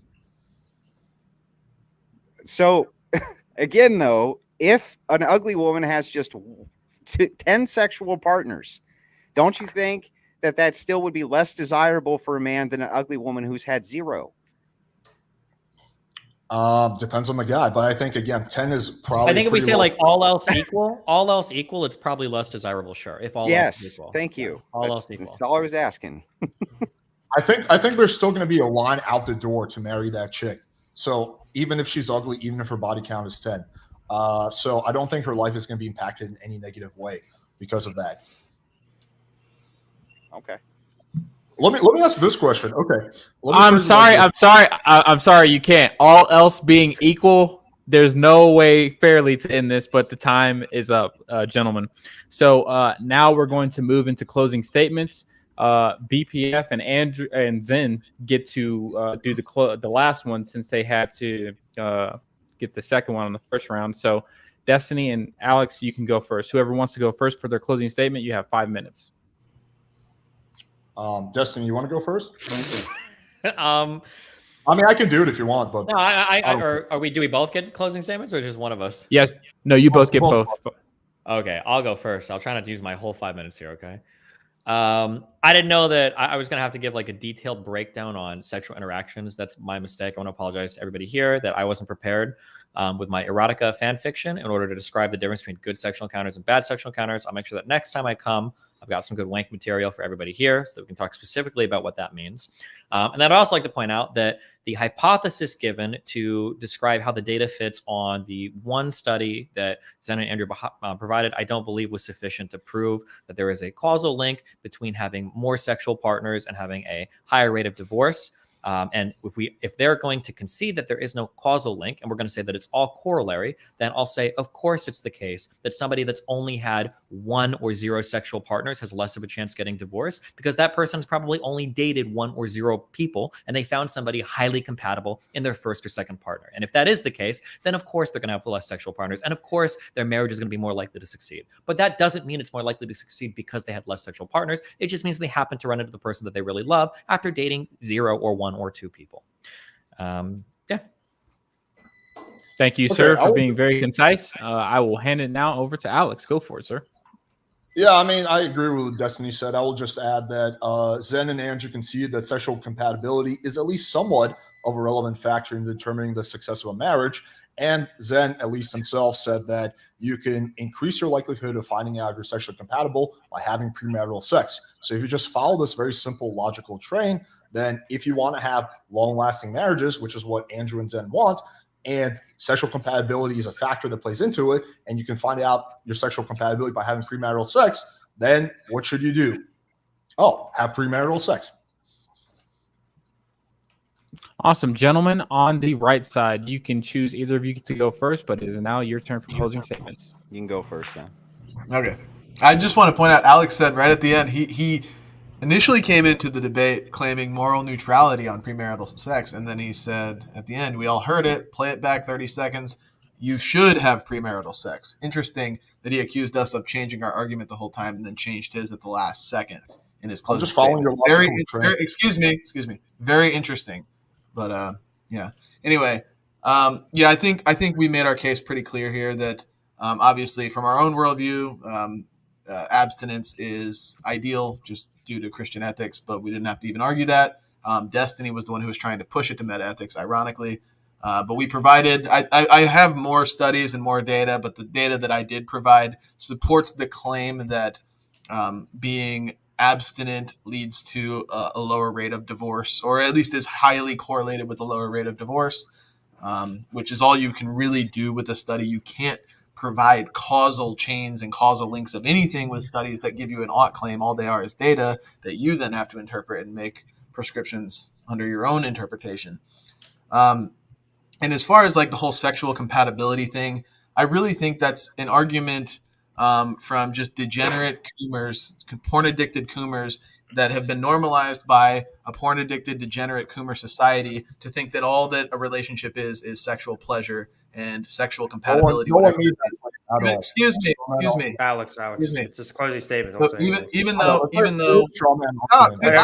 can, Alex, you can respond. You can respond afterwards. Okay. This is closing statements. I was charitable to you. I didn't interrupt you. You don't have to interrupt me. Yeah, go ahead. So this has been these kind of arguments have been normalized in our society because sexual promiscuity and this coomer mentality is just running rampant. And basically, everybody partakes in it one way or another. I'm sure even myself and Andrew are not perfect in that regard, but it doesn't mean we can't argue for it.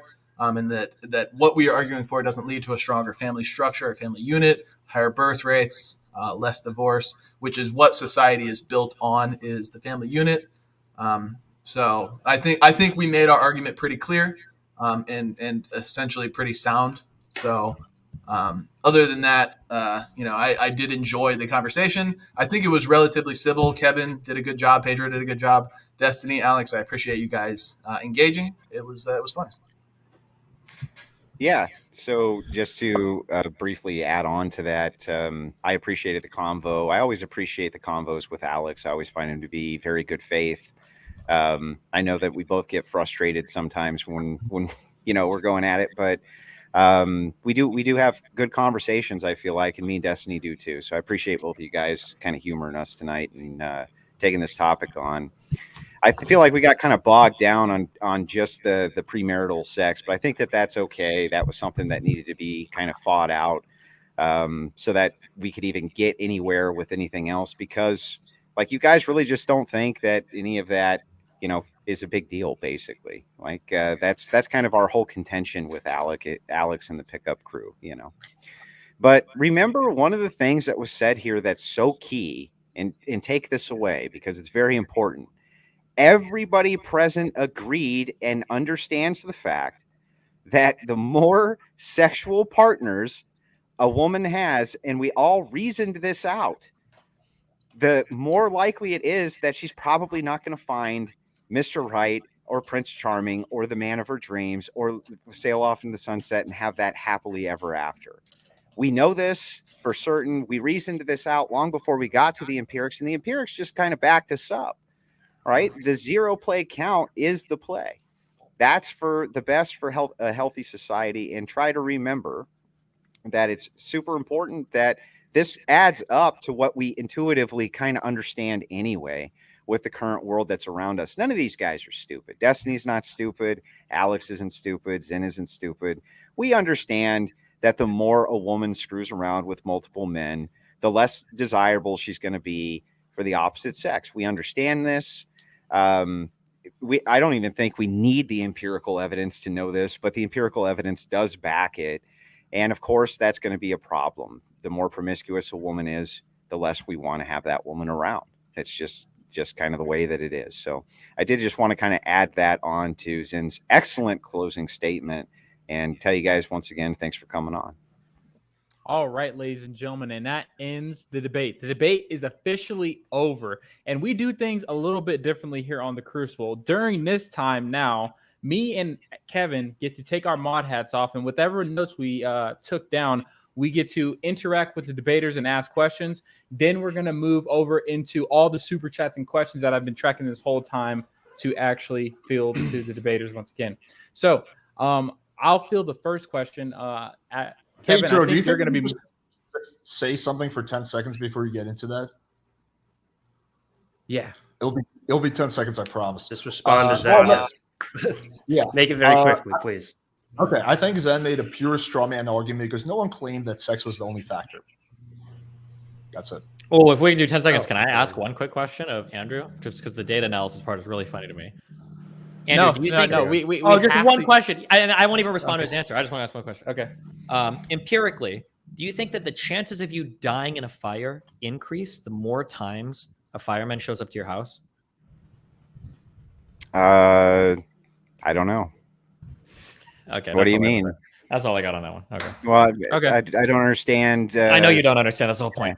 We're good. Oh, okay. Well, okay. So that tells us nothing. Glad that you were able to take your last 10-second cheap shot and it didn't go anywhere. Good for you. The point he's making, no, stop. Moderator questions start now. Me and Kevin get to get in. You guys are over. Okay. We get the floor. Can I just okay. pick this real quick? Yes, Alex. Okay. So to Destiny, what up? This was my first question to you. Mm-hmm. Do you think theological compatibility, meaning religious beliefs, are outweighed by sexual compatibility for Christians in marriage? It could be, but the thing is that like when I think of compatibility, I think there's like multiple factors to consider, and I really think people need to understand the concept of like a deal breaker. Like for when it comes to cars, I like the color blue. A car being blue would be like a pro for me, but if it's not blue, that'd be a deal breaker. A car being maybe I hate the color pink, right? A car being blue might be pro for me, and pink might be bad for me, but it's not a deal breaker. Okay, but a car having 3 or 2 wheels would be a deal breaker. I can't drive; it doesn't work, right? So I think it's important to understand when we talk about things like sex might be having good sex might help the relationship, but it might be a deal breaker if you don't have it. But just because you do have it isn't enough. And then same thing with like the Christianity or like the religious thing. Having compatible religious beliefs, it might be really good, or it might be a deal breaker, or it might not, but it depends on the person. Yeah. Yeah. Well, that was my deal breaker. I looked at Leslie and said, "Are you a Calvinist?" And she said yes. And I was like, "Check, please." And then next question, Destiny. During premarital counseling, do you think sex is ever discussed in depth, or do you think it's just topical? Premarital counseling? Yes. I don't think talking about sex can tell you much about sex. You have to have it to know what the other person is like. Okay. That's a fair answer. Alex, all else being equal, does porn improve or hinder an individual's sex life?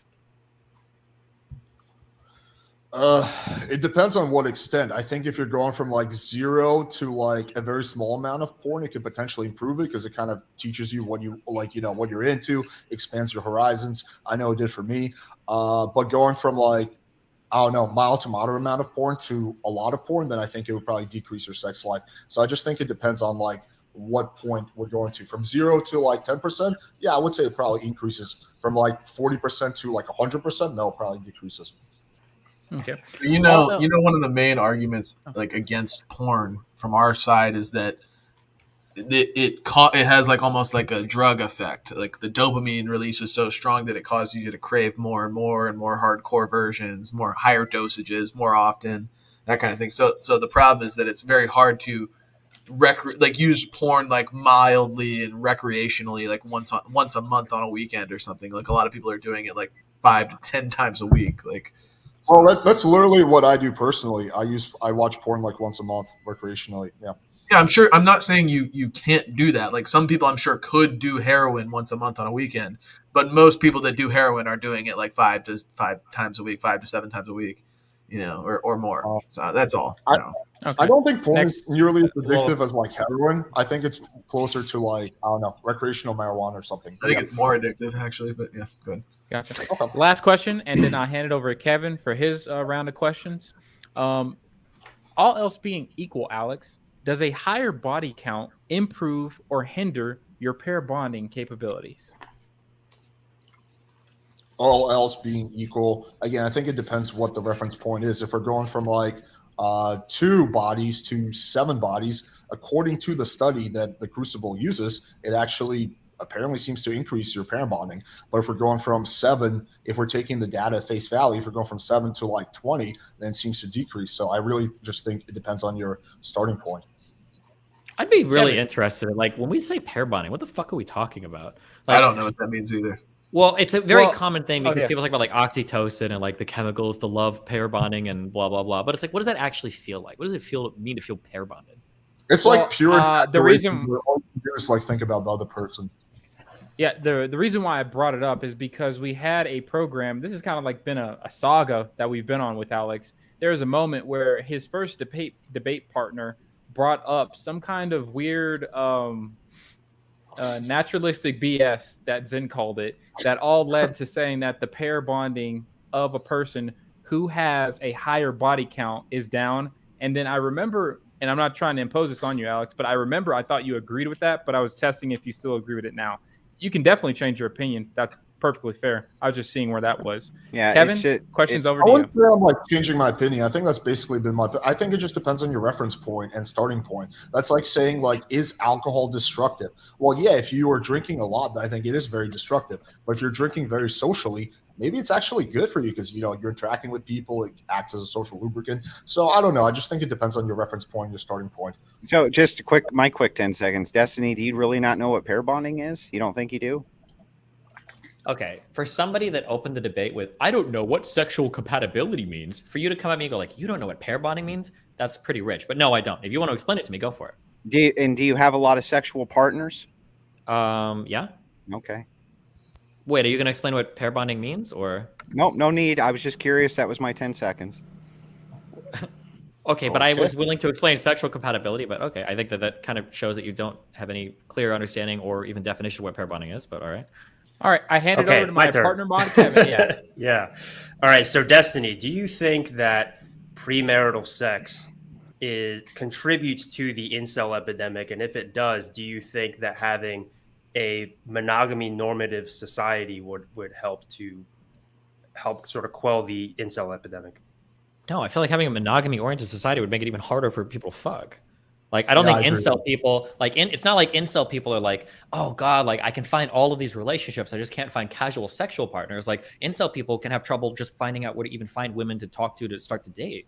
I don't know if like forcing everybody to be monogamous would all of a sudden give incels greater access to women in some sexual marketplace, or make women more likely to date like incel people. Don't you agree that it would kind of at least quell that whole like 90-10 theory, where like 10% of the men are getting 90% of the women and vice versa? I don't even know if I believe that theory. I'd have to dig into that. I think that's definitely true. They're like 10 to, I don't know, 80-20 even. But like if it's 1-to-1, here's why I don't. If in terms of the total amount of sex happening, possibly. But if you're a top 10% of guys, you're not fucking 90% of women. You're fucking the top 10% of women, right? Like you might fuck a lot more women. So like each one of the guys in the top 10% is fucking a lot of the women. But I think it's more so. Yeah, you might be correct on that to some degree or whatever. But like it's more, I think the theory more so states that like 90% of women are after 10% of men, and like 90% of men are after the 10% of women. So like they might like match with them on Tinder or something, but I don't think it's inhibiting a person's ability to date within like their strata. Right? I think like, it would. I mean, think about it. If you're like matching with a bunch of people on Tinder per se, or you're on some dating app, and you match with somebody who's in that top 10%, and you're like super attracted to them, but then everybody else who's like out of that top 10%, you're like, well, this one's way hotter, so I don't really care about them. You're gonna like neglect them almost. I think that's. I mean, that's I guess kinda it's what I'm possible, but I mean, if you're a woman and you settle for just being fuck zoned by a guy who's just like banging you and like once a month, and that's all you see him, and that inhibits you from dating. I mean, like, I think there's an interesting broader conversation to have about how women's like expectations might be a little bit skewed in like the hyper feminist society, where like you saw, this is what Kevin Samuels fought against his whole career: is a woman will call in saying like, I'm 36, I've got 2 kids, I want a 6-figure man who's like in his late 20s or some shit. It's like, bro, what the fuck are you talking about? Like, that probably exists to some extent, but I don't think enforcing monogamy is going to change any of that. I don't think so. Not to mention the fact that you could never enforce monogamy, but like, even if you could, I don't know if it would necessarily change that or not. You might just have more women that are single and are fine being single. Kevin, can I ask you a question? Actually, Sure. Yeah, that's weird, but okay. Yeah, I know it's weird. It's kind of. Do you think it's a good thing to have a person who's saying, "I want a guy who's in his late 20s and is a 6-figure man" as some of their criteria for a partner in life? Do you think that's good? Like if a woman says it, like, oh, I want a man Yeah. who's in their late 20s and makes 6 Like- figures. Like, do you stick around for that conversation now? Like, oh, that's what you're after? I mean, if they're very forward with that, I appreciate how forward they are. But yeah, I would probably just write them off as a gold digger. Gotcha. Yeah. But I kind of understand it from their standpoint. You know, it's like you have a very short range, like, you know, age 18 to 25 to be like extremely attractive to men as a whole. So if you want to get a husband, and, you know, that's like your one time to be opportunistic, for lack of a better word. But yeah. But anyway, I appreciate that question. That was kind of a surprise. I'm going to ask my second question to the right side now. So I think I understand you guys, you know, being Christians, you have, in terms of your normative ethics, you have a deontological stance. I probably have an idea of what you're going to say, but can you acknowledge that there are going to be different prescriptions for the individual as opposed to the society as a whole when it comes to something like premarital sex? And I'll reference what we talked about earlier. There's going to be some people who already have a body count of, you know, more than one, or, you know, already a bunch. Mm-hmm. Like, are those people already screwed, or should they just keep fucking? It doesn't matter. Like, yeah, I'm just curious what your guys' thoughts are on The Orthodox Church understands this as part of our own dogma. And we understand that the individualistic applications cannot be so rigid as to not be achievable by people, and that every person's individual circumstances are different. That's why the combination in the deontological ethics works so well, because they can be applied. Everybody can find Christ. And we understand that people sin often, and that they're in various situations in their life all over the spectrum. But the goal is to bring that back to where there's some sort of decency, normalcy within the Christian framework and the worldview. So we're not so rigid as to say that, of course, you know, like you have to pray facing north at 1 p.m. every day, or that would be ridiculous. We understand that we have to apply these things in a way that makes sense on the individual level and at the societal level, which is why Christian ethics is not postulating anything or advocating for anything that's so rigid. An individual, pretty much any space in their life, can't start following that ethical system. Can I ask Andrew and Zen a really quick question? It's on topic. Andrew and Zen, you both have in the past said that, you know, you had premarital sex. Yeah, that's the word. Sorry, it's economia. That popped up in the chat, so I forgot it. But yeah, economia is what it's called. Do you, like, what's your honest opinion? Do you think that your marriages are less likely to work out than those of like a virgin who got married because you guys had premarital sex, or you feel like it's the same shit? I feel like it was a huge mistake to have had premarital sex. Yeah. Yeah, I think if we were in the mindset that we were in when we were having premarital sex, and we remained in that mindset, yeah, it would be likely that our marriages would fail.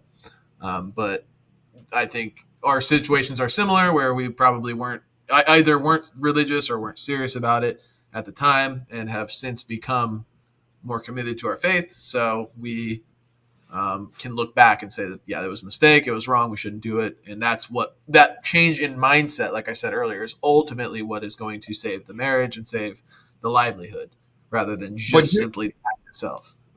But you don't think your marriage is more likely to end in divorce than a virgin's marriage, correct? I think according to empirics, it definitely is. But with our change in mindset, I think we still have the ability to save it. But according to strictly empirics, yeah, our marriages are certainly more likely to fail. Okay. That's why we look back and say that was a mistake. Okay. I got one last question. We also think, and just to expand on that, we also do think that, your sins do follow you.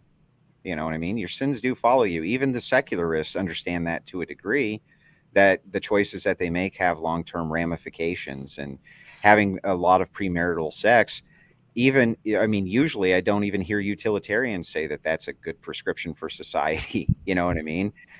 They always bring it down to the micro and just say, well, it's good for me, but not necessarily a prescription I'd make for everybody. So, but the gospel can totally reconcile you of that sin with Father. Totes my goats.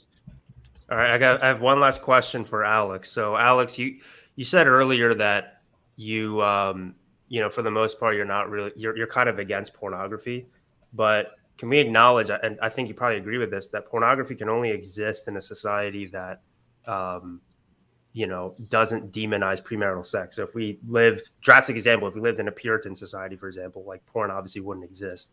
Do you see any sort of contradiction there, or are you so in theory, a society that prescribes or encourages marriage and demonizes premarital sex, there's probably not going to be as much porn usage. So do you see sort of a contradiction there? Why or why not? Go ahead. Well, first of all, I'm not against pornography. I'm against overconsumption of pornography. Just like I'm not against alcohol, I'm against people over-consuming alcohol and killing themselves or drinking and driving. So, yeah, I'm not against pornography at all in moderation. In terms of, do I think there's no, I don't know, because if people are in unhappy sexless marriages, then maybe they're going to be watching more pornography, and then maybe, the demand for pornography increases. Typically what I've seen, and this is kind of anecdotal, but this has just been my observation, the more repressed a culture is sexually, the weirder shit they get into. That's why in Afghanistan, they're super sexually repressed, right? You can't have sex before marriage, all these weird rules, but they're into fucking bachi-bazi, which is like having sex with little boys, right? So typically when you really, really repress sexuality, you get really, really weird outcomes. So I'm not for repressing sexuality. I think that leads to disastrous. Not sure that that's from a repression in sexuality, Alex, or if that's from the fact that there's a bunch of cultural fucking craziness going on within the particular way that they view their religion, just so you know. Not sure that it's due to sexual repression of people who can have 4 wives, right? Not sure that that's what's causing that. If I had to, but Alex, you have to understand this culture, honestly, if we were to be running this broadcast here and we all lived in the Middle East, in the morning we would be hanging from a crane and they would be parading our bodies around the streets. So I think they're all over the place culturally. I think also just vibing on the back of what Alex said here, because I was looking at this earlier when I was trying to look for data. A closer analysis of this data shows that participants who self-reported that they were addicted to pornography tend to view a lot of porn and also are highly religious. So, I mean, it seems like this was trying to say that at least religious people reported having greater porn addiction rates. And then I can't find this, but wasn't it the most case people that, identify as being religious in this nation, almost all. Well, this is compared to non-religious people. Yeah, but that's most people. But there's a whole shitload of people. Never mind. Come on, Andrew. You're being obtuse right now. There's wait, hold on. Porn is religious. Porn runs Also, wait, rampant. isn't it the case that I thought that Mormon porn searches were especially weird? Am I making that up? I thought that was a thing that dude, porn runs rampant. Because they do soaking and shit like that. Yeah. No. Their actual porn search histories were very extreme compared to people that might be more sexually Look, liberated. the point is that if you got a problem with like over usage of porn or whatever, Alex, the thing is that you can only sell a product that people are willing to buy. And motherfucker, there's a lot of buyers in the porn industry, and it doesn't necessarily have to be with your wallet. It's with your viewership, with your mind, with your attention on the porn. That's what you are paying with. Your soul, as we would argue. But it runs rampant in society, so you should oppose it in its current state if you oppose rampant porn usage. Well, no, I mean, I think it's up to each person to display impulse control and be responsible. I think also like technology without moderation, like people being on TikTok for like 10 hours is bad. I don't think we should ban TikTok, right? I just think it's up to each person to use whatever vice they have in moderation. Same thing about alcohol. I think that, some people overdrink, but the solution isn't to ban alcohol. It's for those people to be more responsible. Yeah, and we're not surprised. I didn't catch the last part where you said as compared to non-religious people, but we're not surprised that you would be tempted, Destiny, by if you're a religious Christian, that you would be tempted by sin. That's kind of the point of the religion, is that we have an innate understanding that that's true. Right, but why are religious people watching porn more than more often? No, well, I mean, yeah, why would that not be logical within our worldview? Why would the devil be interested in you? You're already a coomer. What does the coomer mean? You've been using that word a lot. Well, I'm just asking, like, logic. Why would the devil be interested in somebody who already, you know what I mean? I don't understand why that's not a logical statement.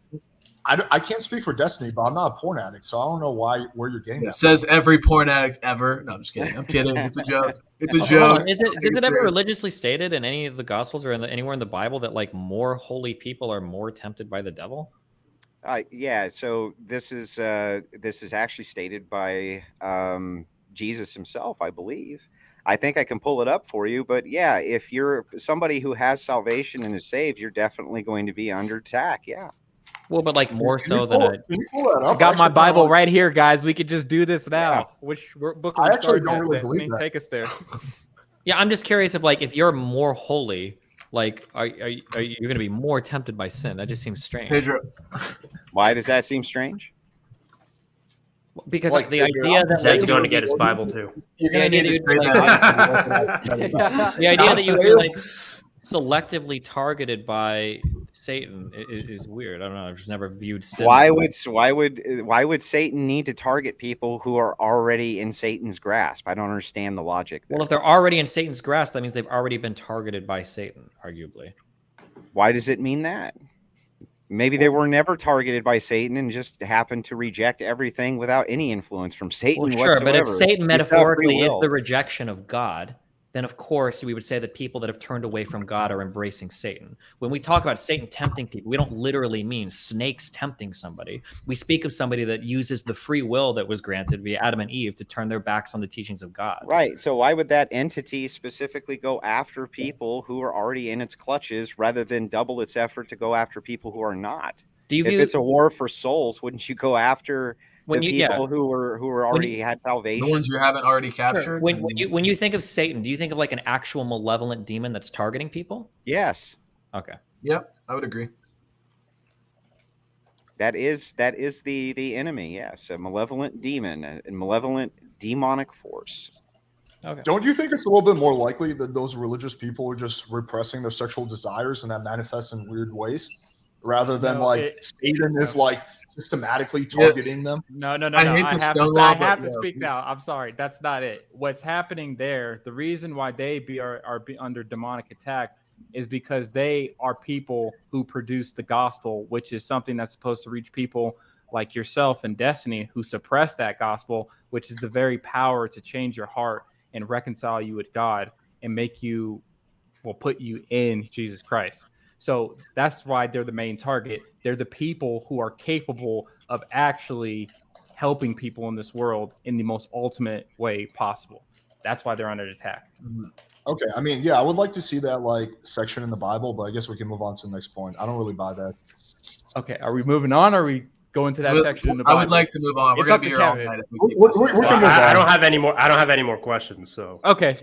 Then I saw we'll there was move a on lot to of super chat. super chats. We'll move on to super chats, and I got the ones from Destiny's chat, so I'll start with his first. And I'm gonna go with the first round of the ones that are not questions; they're just statements. Gabriel Abdul, new member. Thank you for your membership, sir, to Destiny's channel for $4. He comments based. Ryan Rockwell, $10. The zero is best argument ignores variables like arranged marriages or hyper-religious types that won't divorce. It doesn't gauge their happiness, just still being married, which means nothing. Do you guys want to respond to that? That seems like a comment towards the right side of the panel. I just think quickly, I think that's the metric that should be used for the argument, because happiness is just a mental state that, like we spent like 30 minutes saying like, oh, they could be lying about it. So we should use something that you wouldn't be lying about. You can actually observe like whether they're married or not. That would have to be the metric for the argument. But yeah. Gotcha. Dr. Gonzo, new member for the next 2 months for $20 to members channel. Thank you, sir. The Crucible is a hack show. Here's a super chat for you, bro, concerning Destiny. Thank you for that, Dr. Gonzo, and I hope you repent of your sins and turn to Christ before you burn in hell for all eternity. Sneeko for $5 just got a strike on my channel for election misinformation. That's your boy, Destiny. You need to go The after this. Sneeko? You need to help him lick Is his that wounds. does that mean 3? Now, wasn't he on 2 strikes? What does that have to Destiny, do are you with- insulted? He So only donated is that 3 $5. strikes? Is that 3 strikes and he's out, or was that his second strike? I You can think get multiple strikes. It depends on like you get like 90-day periods for them to fall off and shit. I think. So. Comfy.stream does not have election misinfo TOS on it in its Wait, guidelines, okay. as far as I'm aware. Wait, quick question. Nico, stop Destiny- breaking on my Destiny. debate with you. Destiny, I've been seeing you do a lot of IRL with Nick Fuentes and Sneeko, and I'm trying on my side to do a Crucible the Wild Hunt event. I'm scheduling it for like 2025. We're trying to get Jesus it Christ. earlier. Yeah, I'm just planning it out very articulately. Would you like to go hunting? Or you don't even have to take the shot. I'll take the shot.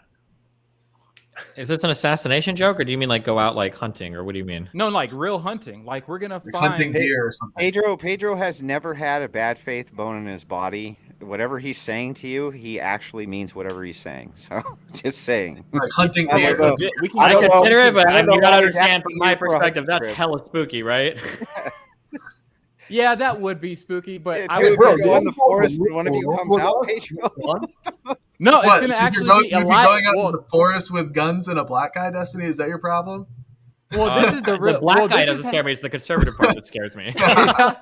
well, There's a lot of black the thing dudes I'd is- go out to a forest with. There's not a lot of like far right like conservatives I'd go out to a forest with their guns. Okay. Bro, I totally get that. There's this crazy guy named Daryl Davis who goes out into the woods with the KKK, and I'm like, no, Yeah, I that's know Daryl. that's excessive. That no, I don't recommend that to anybody. Daryl is the man, though. I love Daryl. Yeah, I would say it would be an IRL stream, so you would have all the evidence in the world to say if someone tried to attempt to murder you. So you'd be solid. But you can think about that. S3 for $4.99. It seems the red pill is ultimately a self-flagellating philosophy where men end up being obsessed with the number of times they have sex or orgasm. That's probably a comment to you, Alex. Do you want to interact with that at all and defend the red pill? Yeah, sure. Well, first of all, I've never identified as red pill. I publicly made fun of the red pill. I've debated people who are red pill. There's some things they say that I agree with, but yeah, I don't think it's a good idea to be obsessed with your lay count. I don't think it should like determine your happiness or how you feel about yourself. So I've never like really been about that. Cool. All right, and now we're getting into questions that were super I'm so chats sorry. and specifically. Somebody just said something. Oh, no worries. So this next one comes from Joe R. and is specifically to Destiny and Alex. Couldn't pornography use in marriage be caused by sexual incompatibility, using porn to escape a partner's displeasure with their sex life? Could be. Yeah, definitely. No one here is going to, or I don't think neither me nor Alex is going to argue that porn use can't be destructive. Like there is probably porn use that ends marriages or makes people unhappy or like all sorts of stuff like that for sure. Gotcha. All right, and these next two are from to Andrew and Zen. How do you know how a car drives without driving it? How do you know how a gun fires without firing it? How do you know if you like a game before you play it? How do you know if you you like talk a to the movie gun. before you watch it? You could learn about it. You could study it. You could talk to other people that know about it or have done it. There's all kinds of ways you could do it. You could learn and know how it works without actually doing it. Okay, you're a philosophy bro. I'm sure you've heard of the Mary's Red Room or whatever, or Mary's Room with the color red. Have you ever heard of this before about external knowledge? Like, What how do is you it? know what red is without? Yeah, there's a experiencing scientist red? named Mary. She studies every single thing there is to know about the color red. But she's in an all-white room, and then eventually one day she steps outside and she sees the color red for the first time. Did she gain any new knowledge, or did she already know everything there was to know by studying it? Obviously, there's something to the experience, right? Sure. Yeah. I mean, yeah. Like by actually doing it, you're gonna know. You're gonna have the experience of doing so. But the question was, how could you know what it's like to fire a gun or drive a car? Okay, so I guess you can't know what it's like to do it until you do it, but you can learn all about it prior. I mean, Zen, before buying a house, you would probably like tour the house, look at it, right? sure. Before buying a car, you would probably test drive it. Sure. Okay. Well, I mean, I think the same logic applies to. Yeah, but cars and houses are objects. No, I don't think I don't consider women, relationships, or marriages or sex objects. We're not talking about Maybe the you object could- of the woman. We're talking about the experience of If sex. you were right? if you were like the car dealer, how many times would you let a person test drive the car before it was sold?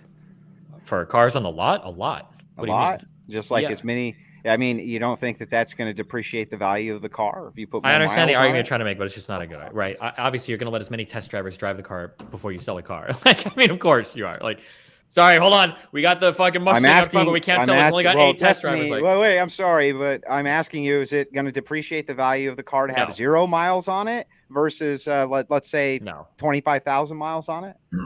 25,000 miles. That's a lot of test driving. Yeah, well, that's Hang on. That's like Either way, no, though, hang on. Still, my point still stands. Yeah, if you test drive it 25,000 times, it's probably going to lose some value. You, But you got me to there. even address Alex's like attempt at a gotcha or whatever, like you don't know what it's like to own the home until you actually buy it. And I would consider touring the home dating. You don't actually have to have sex with the girl. You can just date her and learn more about her, which would be the equivalent of touring the home. And then you could make the analogy of like owning the home is actually marrying and having sex with her versus and test driving the car versus buying the car. Like these are different things. Personally, I like to. Owning a car, you're not going to max it out and go 120 in your test drive. You're just going to see if it works and how it feels. And then you're going to then you can max it out if it's whatever. Go ahead. Personally, I like to fuck the home before I buy it, but to each their own. Yeah. Based. And fuck the car too. That's what the exhaust is for. Based. Next Yes. one from Jack Daxter for $10, and this is the final super chat from Destiny's channel. Is sex before marriage morally bad? Why or why not? To Andrew and Zen. I think we've been arguing that this whole time. That was the whole point of the debate. I don't know. Just rewind the debate. Actually, technically, no. You guys haven't answered that. Is it because especially you, Zen, you yeah, try to we stay away think from it's like really bad. Yeah. okay, because you're trying to stay away from like the moral arguments for the. Yeah. Yeah. Like ultimately our argument, like I said in the beginning, is like due to our Christian ethics, but we've been arguing from the utilitarian consequentialist type, empirical worldview as to us. So if you wanted the answer, just I guess rewind the debate or go, read the church fathers or something. I don't know. All right, we're going to Playing with Fire's super chats. First one comes from Kendra Middleton Williams for $10. Thank you for your donation, Kendra. Kendra is annoyed she wasn't invited to this debate. I hold the position of CON on the subject of premarital sex. Alex, can you tell us what CON? I don't know what CON means though. Like con, like Maybe conservative. Ha! There we go. Now you guys know how I feel about green card marriage. Welcome. All right. Kendra Middleton Williams for $10. Once again, thank you for your donation. Your sexual compatibility argument to support premarital sex being a good thing is dishonest because it presupposes that you're having sex, premarital sex, to find a spouse. No, you're not. You're having sex because you just want to have sex. I mean, they kind of go one and the same. I mean, like, technically you can date for different reasons, but I mean, like, are you dating to marry or are you dating just to have fun? You could do that with dating or you could do that with sex. Like, if you want to get married to somebody, you could have sex with them eventually because that's an important part of like your eventual marital relationship, or you could just have sex because it's fun. But same thing with dating too. You could date somebody because it's fun to go out and like hang out with somebody, or you could date somebody because you're looking for a partner. It just depends on what your goal is for the relationship. Yeah, it really depends on the person. I wasn't arguing on my behalf. I was arguing in general for a guy who wants to get married. For me, I mean, I don't know. Like with my girlfriend, you know, we're in a pretty good relationship, and we had sex before we started dating. So, yeah, I don't know. I mean, I think that's just kind of a weird argument for her to make because it really depends on the person what they're looking for. Are you planning on marrying her? I mean, Damn. That's a big question. I don't see how it fits the argument, but to answer your question, don't answer that, Alex. It's a trap card. Natty, if you're listening, earmuffs. Don't listen to this part. No, I don't know, man. I don't know what I'm gonna do 5-10 years from now. Good answer. 10 years. Oof, that's a 10 years. Well, careful. There was a point Good in my answer, life where I didn't want to get married, so I understand it. But I think you're older than me, so I don't know. I hope it turns around soon for you. That's all I can say. Turns around what? I'm doing really good in life, man. Okay. Well, I hope this particular aspect turns around. You know how you could do better, Alex? Get married. No. Yes. Yes. Yes, Pedro. Yes. No. There's another thing he can do to make it even better. What's that? Subscribe to the Crucible? No. Go to the woods with you guys? No. You could come. Have you been hunting before, actually? Oh my God! Spit it out, Pedro. I want to go to bed, dude. It's been okay. My bad. Pedro, where's my invite, bro? I actually do hunt, and I'm like, you do? Oh, so Kevin's totally going. Heck Nothing yeah! besides two-legged deer. It's about to be dove hunting season in Texas. Let's go. Okay, but you could accept Jesus Christ as your Lord and Savior. That's the real thing. That's the real, the God pill. Okay, so last question from Playing with Fires chat, and this goes to the right side of the panel, the Crucible. Why are you pushing marriage so hard for men when the average marriage only lasts 8 years? And the woman who benefits is the one who files for divorce 80% of the time. Yeah, we're trying to change the culture. Like, we want more people to get married, but we also want to strengthen marriages in the process. And it's a both and thing. We still think that the outcomes are better even now for men who are married and women who are married and in successful long-term marriages. But we do want the culture to be changed as much as it can be changed in order to bolster that and bolster the family unit and do these types of things. We think that overall that's best for society. Understood. And we now move to the Crucible super chat. So I'm going to run through the general ones first. Peter Moser for $10. Thank you for your $10 donation, sir. Who runs the sexual marketplace? Is that like a cattle auction? Yeah, women. Women, yeah. No one wants the sexual marketplace. I mean, it's a negotiated thing between both parties, right? Gotcha. All right. Rolo Tomasi runs the marketplace, clearly. Yeah, it is. Mark Hurst. Yo, by the way, Destiny, sorry, real quickly. I got to plug myself here, but it's true. Destiny, I have a perfect video for you to react to where I completely debunk Rolo, and you should use it for Fresh and Fit. That's the only time I'm ever going to plug myself. Yeah, I know who you are. You emailed me, right? Yes, yeah. Yeah, okay. Look, can I quickly add on, like, just to elaborate? We both said women because generally men have significantly higher sex drives and they'll fuck anything that walks, like figuratively speaking, where women are a lot more tempered and picky and choosy about who they have sex with. So that's why we're saying, like, women generally control they're the gatekeepers of sex, as we put it. I don't actually think men have a higher sex drive than women, to be honest. Okay, well, you're wrong. I don't know what to tell you. I think there are some observations you can make. Like, I think men are more likely to fuck like randomly, or like people that they might have a less like relationship compatibility with. But I think it's a huge misdirection and a huge misunderstanding to say that women have a lower sex drive.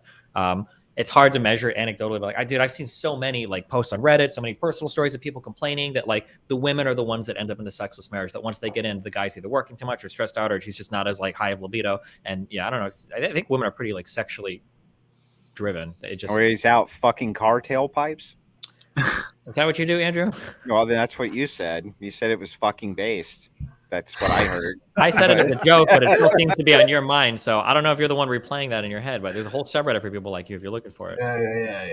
You know, I bet you anything, once we're on this hunting trip, these two guys right here, they're going to be like best freaking friends. They're gonna be like Nick Fuentes and Destiny. Where do you guys come up? What is this hunting trip? What the fuck? It's happening, Andrew. It's going to happen. And guess what? I'm going to get the kill.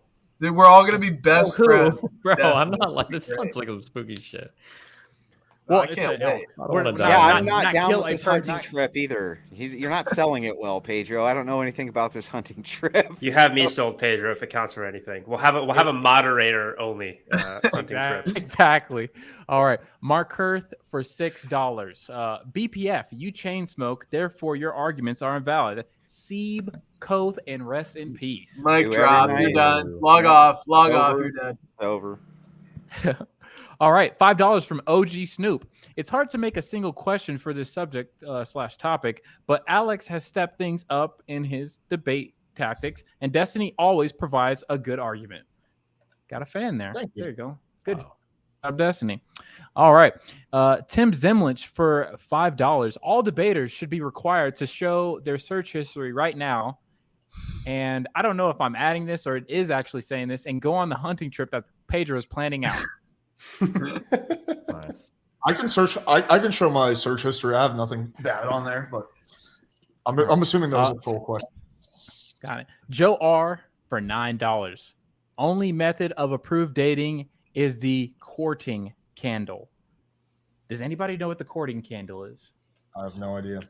I have to guess it's a method of dating where you're courting somebody. You're trying to look for like a serious like marriage relationship every time rather than just like casually kind of like dating around. If I had to guess, but dude, I have a bad taste in my mouth of courting because I don't know. Did you see the last episode of House of Dragons where they were trying to? Pedro, okay, moving on. Hell yeah, moving on. Moving on. Joe R for $19, and this is actually a question to Alex and Destiny. These wants/needs from the left side sound very feminine. I want mind-blowing sex. My wee-wee don't get sucked. It makes me sad. Side note, took forever to pass on the word on YouTube. If you think that having sex is feminine, then I don't know what to even say to you. I don't think there's anything feminine about having sex. But it's actually pretty gay if you really think about it. When you have sex with another dude, how many dicks has his dick touched? In actuality, probably very few, maybe none. But when you have sex with a woman, you don't know how many dicks have touched her vagina. It's well, kind of Nick the gayest Fuentes, thing in the world. If you really think about it, it's kind of the gayest thing in the world. Fuentes would agree with you that having sex with a woman is the gayest thing you could do. Yeah, it might be. I don't know. Let's go. Yeah, they both think having sex with women is gay. Let's go. Interesting.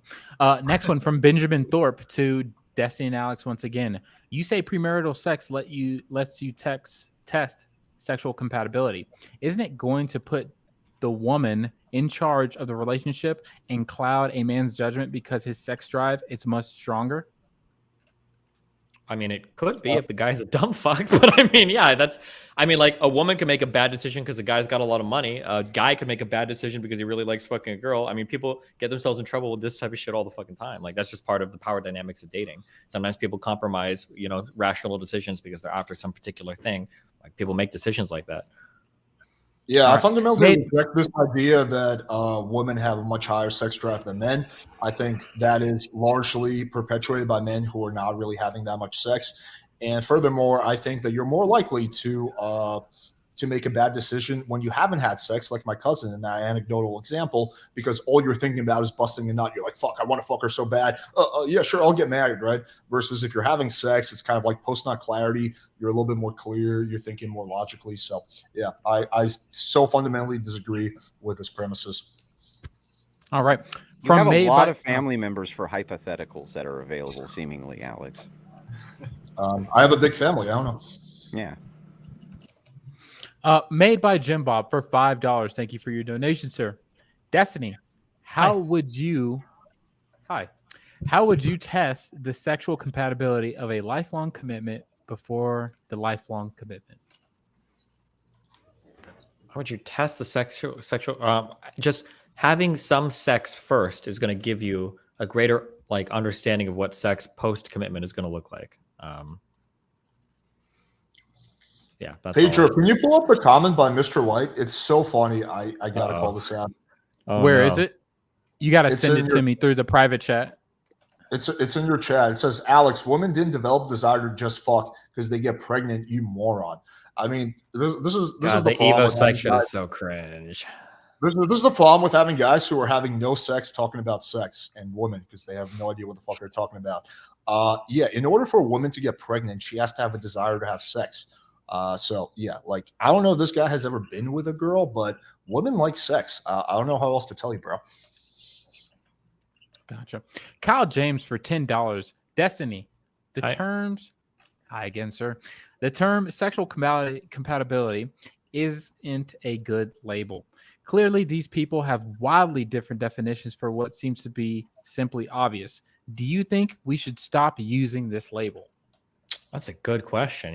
Maybe we should have defined our terms in the debate, but I think we tried to, and it didn't seem to go very well. So, Gotcha. Hey, Destiny, that email earlier, I wanted you to ask yourself, who did it maybe come from? which email earlier? I think he was kidding, Pedro. No, I was joking. That was just me. That was me. Oh, okay. Cool. Yeah. All right. Benjamin Thorpe for $5. Alex, so your sexual compatibility, you measure your genitals and her genitals, and it all works out. Then you get into an accident. Now what? Yeah, that's exactly what I do. I measure my genitals. I put a measuring tape in her pussy. I measure it. I give it to like a scientist to analyze and put together a bunch of flow charts, and then I make my decision. Same, to be honest. Okay. All right. Next round is for Andrew and Zen. These are all questions for you. Why stop at no sex before marriage? Why even have a relationship prior to marriage at all? Well, so we do as God has commanded us to do, which is to enter into a monogamous relationship, advocate not to have sex before we enter into that marriage, not relationship, marriage, sorry. And then multiply, be fruitful, multiply. And ultimately, like I said, it's sex is not the only thing that a marriage is or that a relationship is. There's, I would say that's not even 20% of what a relationship is. There's so much more that goes into a marriage that all has to be going well for it to succeed. Sex is just one component of that. So again, I'm going to stress, I'm sure, again, philosophy terms, you've heard of like the thing like necessary but not sufficient, right? Like a tire is probably like 4% of an entire car, but without a tire, the car doesn't work. Like just because sex isn't the biggest part of a relationship or even a huge part doesn't mean that it can't be like fundamentally the thing that makes or breaks. It could. Yeah, but in this case, the car, it's not going anywhere. 25,000 test drives on. Yeah, but it's not going anywhere without the tire, right? So in this case, you can have marriages that succeed with no sex, and we know that this is true. So How do you can have abusive marriages? When you're talking about necessary, like that's what we're talking about here. Wait, how do we know that it's true? You keep saying that, but like I want to know, what is your evidence for that? Like there could be marriages where there's no sex, dude. Like that certainly can be the case. But you're saying there's no car that can roll without a tire or without wheels. Well, how are you gonna fucking do that? Somebody that's been super broke before, you can get pretty far on a fucked tire. Your wheel will actually be fucked, but I mean you can do it. I'm just saying, like in the same case, like you could have a dysfunctional car that can roll along with a fucked up tire or rolling on the wheel, the sparks flying and everything. Just like you could have an abusive relationship with some marriage that they don't get divorced, but I would consider good sex in a marriage to be the equivalent value of like tinted windows in a car. Yeah, really? No, I don't know if I even like the analogy. That's a joke, okay. But I don't know. I think it's a component. I don't think it fails without it, and I don't think it succeeds with it. But I do think it is an aspect of a relationship that matters. It's just not the end all be all. That's all. Okay.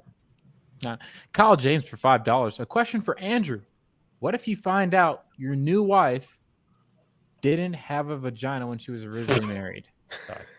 Once you are married, is it good or bad to divorce? You mean if you got married under the pretenses that you were marrying a female and then found out that they weren't a female, should you get divorced? I would say that the answer would be yes. Yeah.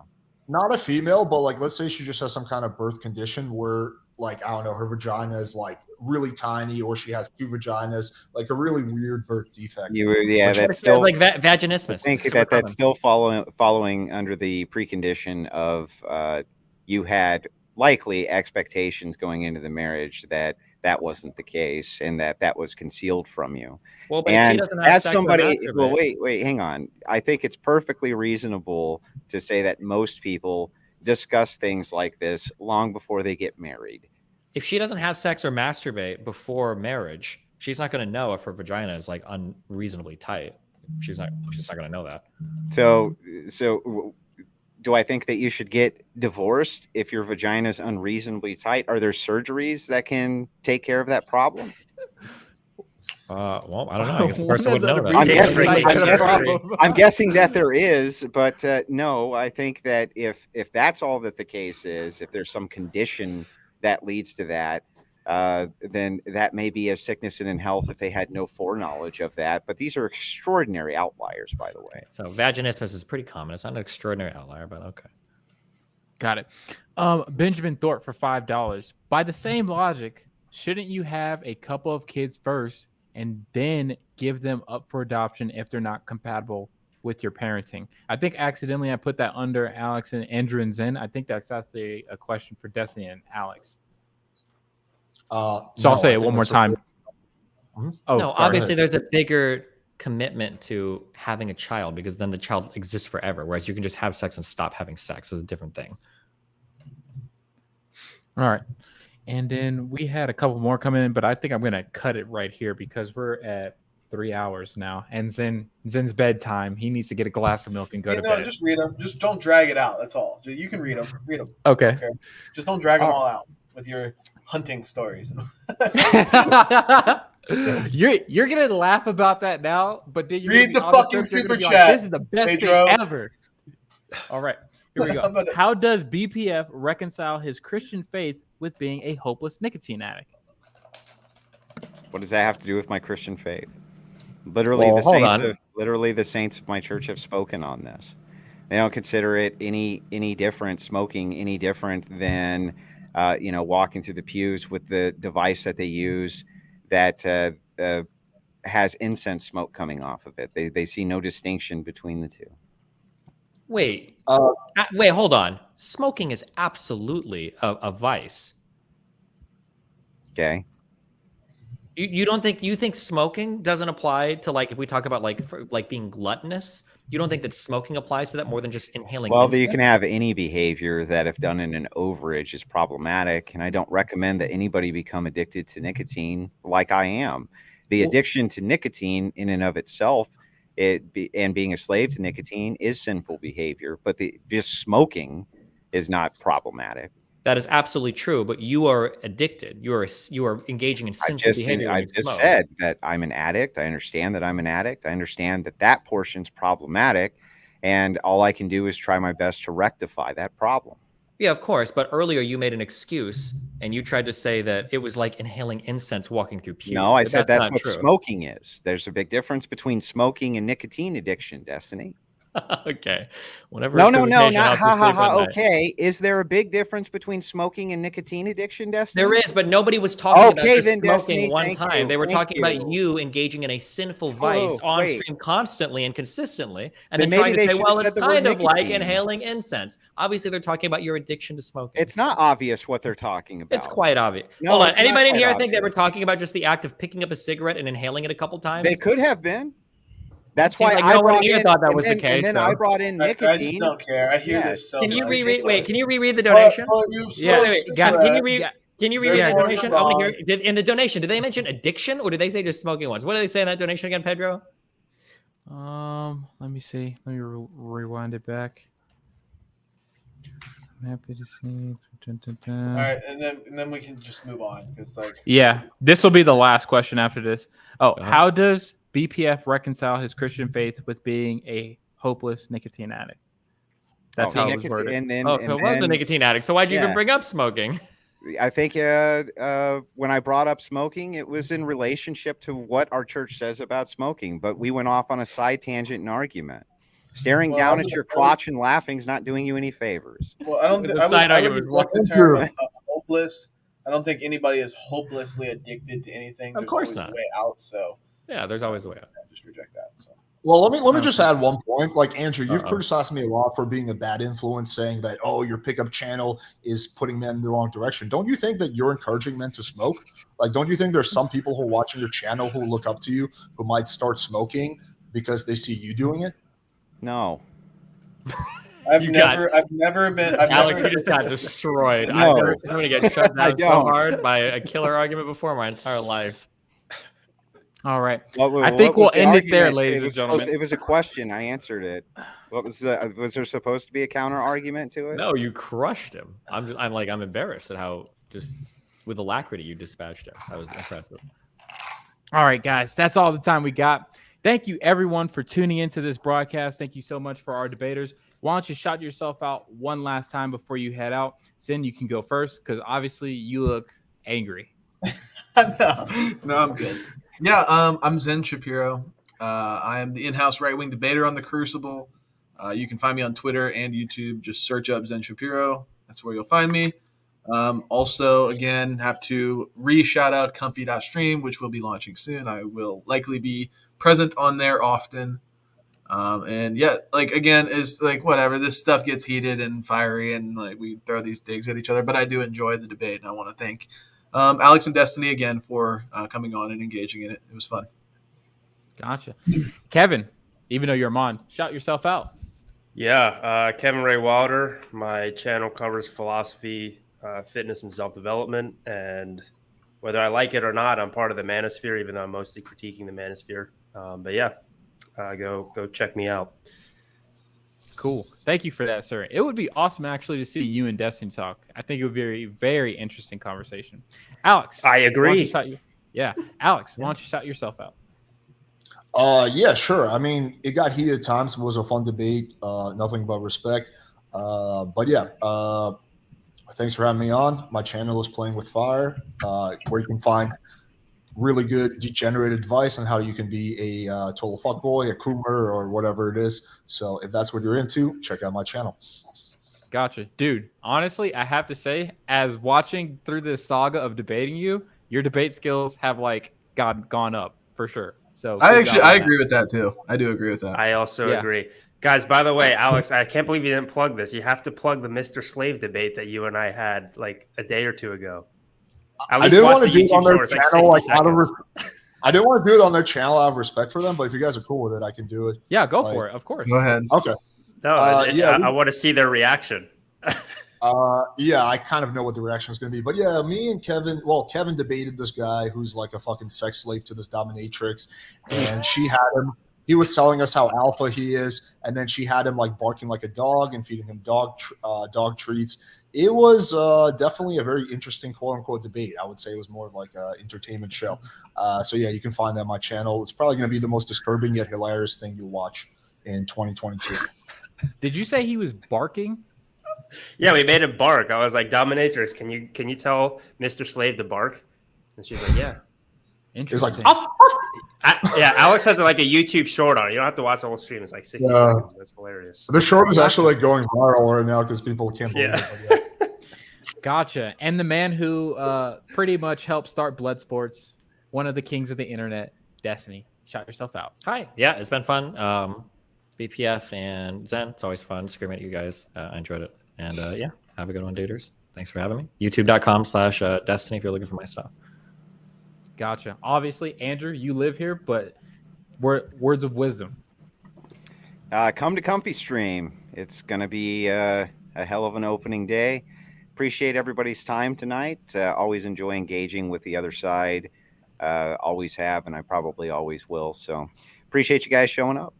Are you guys like, just curious, because this is the first I've heard of this. Are you guys like, are you at war with Cozy, or how's the relationship there? No, just because Comfy Stream looks exactly like Cozy TV, and operates almost identically does not mean we're in any way, shape, or form at war with Cozy TV. That would be ridiculous.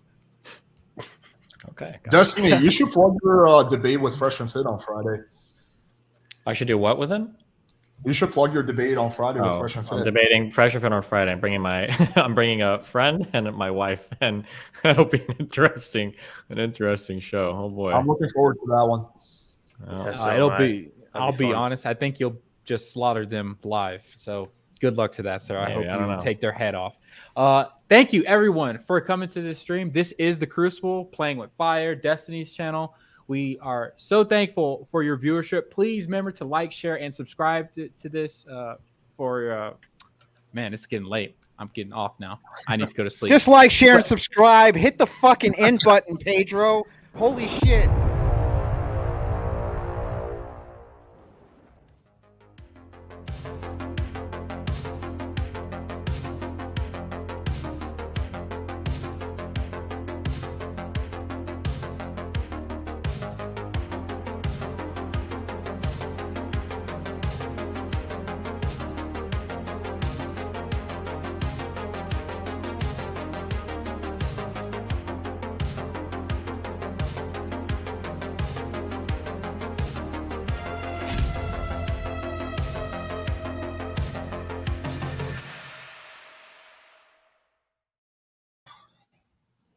Well, that was fun. Yeah, that was fun.